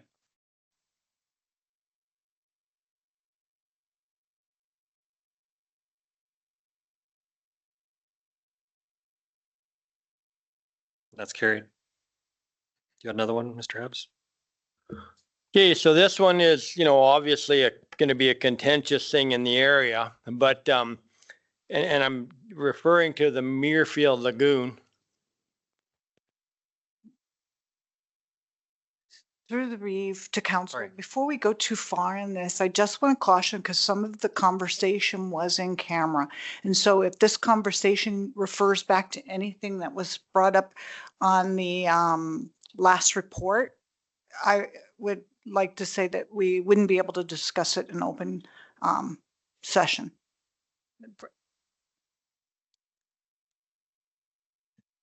Sure, I can add to that. Yeah, there are certain elements of this project right now that would fall under not FOIP, ATIA exception to disclosure that council will just want to be careful with. Right now, we are in land negotiations, for example, for this. It's not a complete, it's not a signed agreement. But we just want to be careful that we're not talking about things that may be harmful to the business interests of the county in those kinds of things going on. So now, not everything needs to be kept out of the public eye, of course, but council just has to be mindful of the specific things that do fall under those exceptions to exceptions to disclosure for the time being. So just something to be mindful of. Then why don't we add an in-camera thing to the next council meeting about this subject with an update, information, can have a discussion, probably some of the things you want to discuss, and then see where we go from there. That gives us the opportunity to discuss it. I just want to say, I don't want to get backed into a corner on any project that we haven't, fulsomely discussed, because I'm getting feedback from residents that have a point. So I want to make darn sure that it's fully discussed before we get too deep into it, because there is some real issues. So two parts to this. There is the part of the negotiation with the landowner, which is in camera. There is parts of it that are in camera, but also if there is ever a land use change, there will be a public hearing process and all that. And I've said that to many of the residents. There is an opportunity to speak to that at some point in the future. That date has not been set. But there's kind of two parts to it, but I think it'd be great to have a discussion at the next council meeting, probably most of it in camera. And if we can just discuss some of it out of camera, that'd be great too. But to get some feedback, I guess, would be good. So. Through the Reeve, one thing I can mention that may address some of those concerns as well is there is a condition within the purchase and sales agreement. It's a non-waivable condition that council must approve the agreement prior to it going through. So that agreement does require the explicit approval of council before it can be executed. Okay, go ahead. So, how far and how much money do we want to spend when it might not go through council? Because I'm not the only guy asking that question. People see equipment out on the land, they see county trucks, they see contractors. And so I just don't know how far down. That's kind of the biggest point I'm making is how deep into this do we get before, I don't want to get the cart before the horse. I don't think some of that that's ultimately a council decision based on the information given.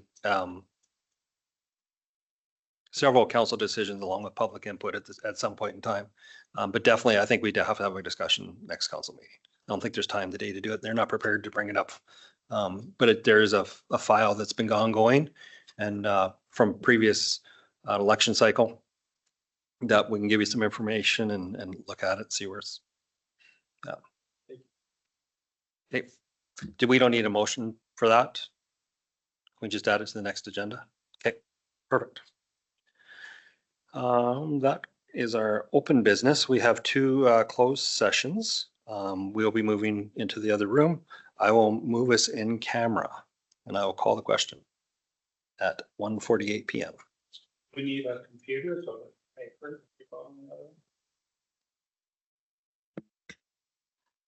Corey, do you really need?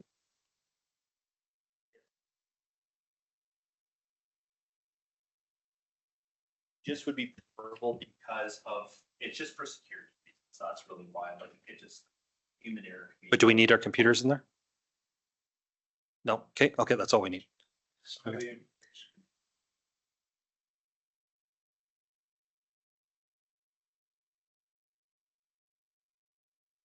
We're going in camera.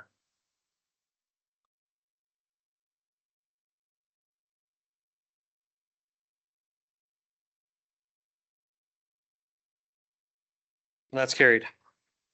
Thank you, everyone. We'll resume council meeting. We came out of camera at 2:22 p.m. Motions arising from in camera. Anyone? Deputy Reeve Laprise. I'll move that council approve the proposed amendments to HR policy 6.2.1 pay structure, which includes a 2.29% cost of living allowance increase for all salary and hourly employees on the 2026 pay grid effective January 1, 2026. Thank you. Motion on the floor. Any discussion?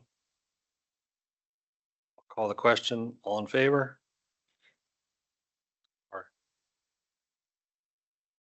everybody audio scribe back up and running? Sorry.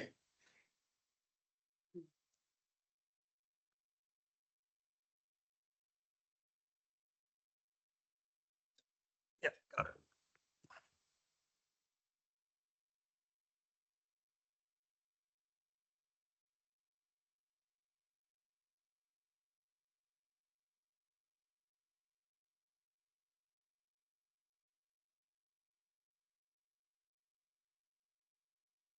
That's carried. Two other motions associated with that.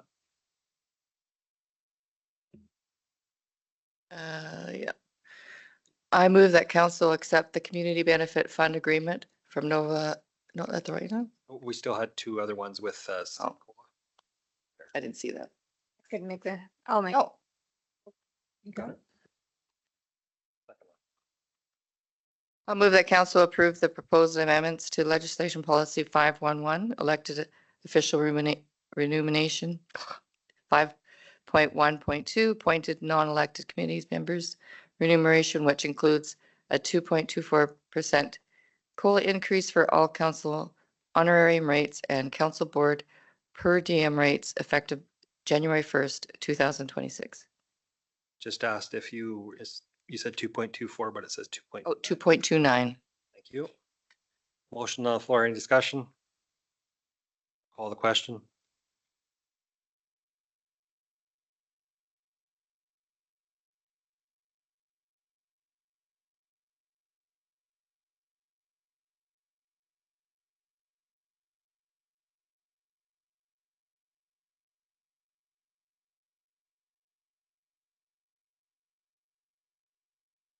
That's carried. Third possible motion. I'll move that council approve amendments to HR policy 6.4.1, organizational chart, and HR policy 6.2.1, pay structure pay grid, which include an additional heavy-duty truck operator for the Hamlet crew effective January 1, 2026. Thank you. Motion on the floor. Any discussion? Seeing none, I'll call the question.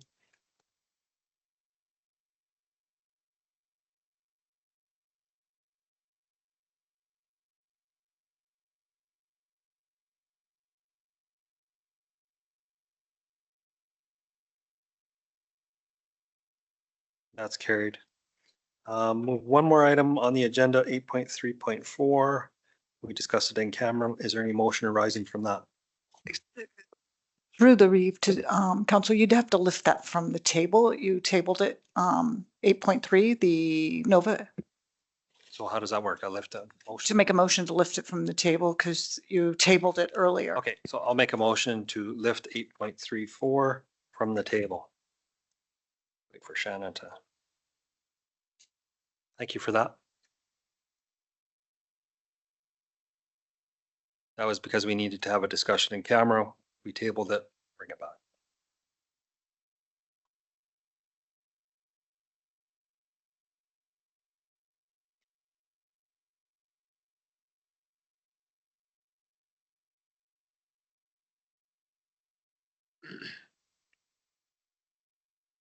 Just gotta wait for the voting.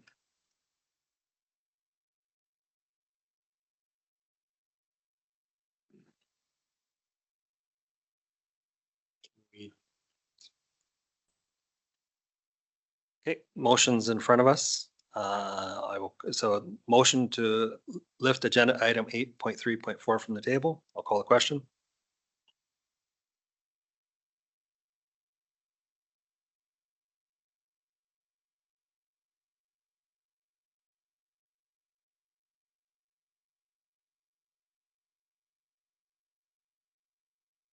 That's carried. Any other motions on that? I'll move that the council accepts the Community Benefit Fund agreement from Nova Solar Alberta, Inc.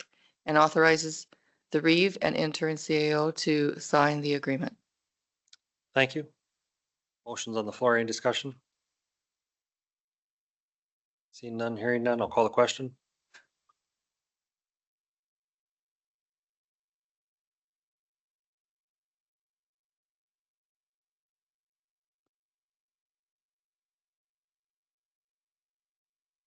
That is carried.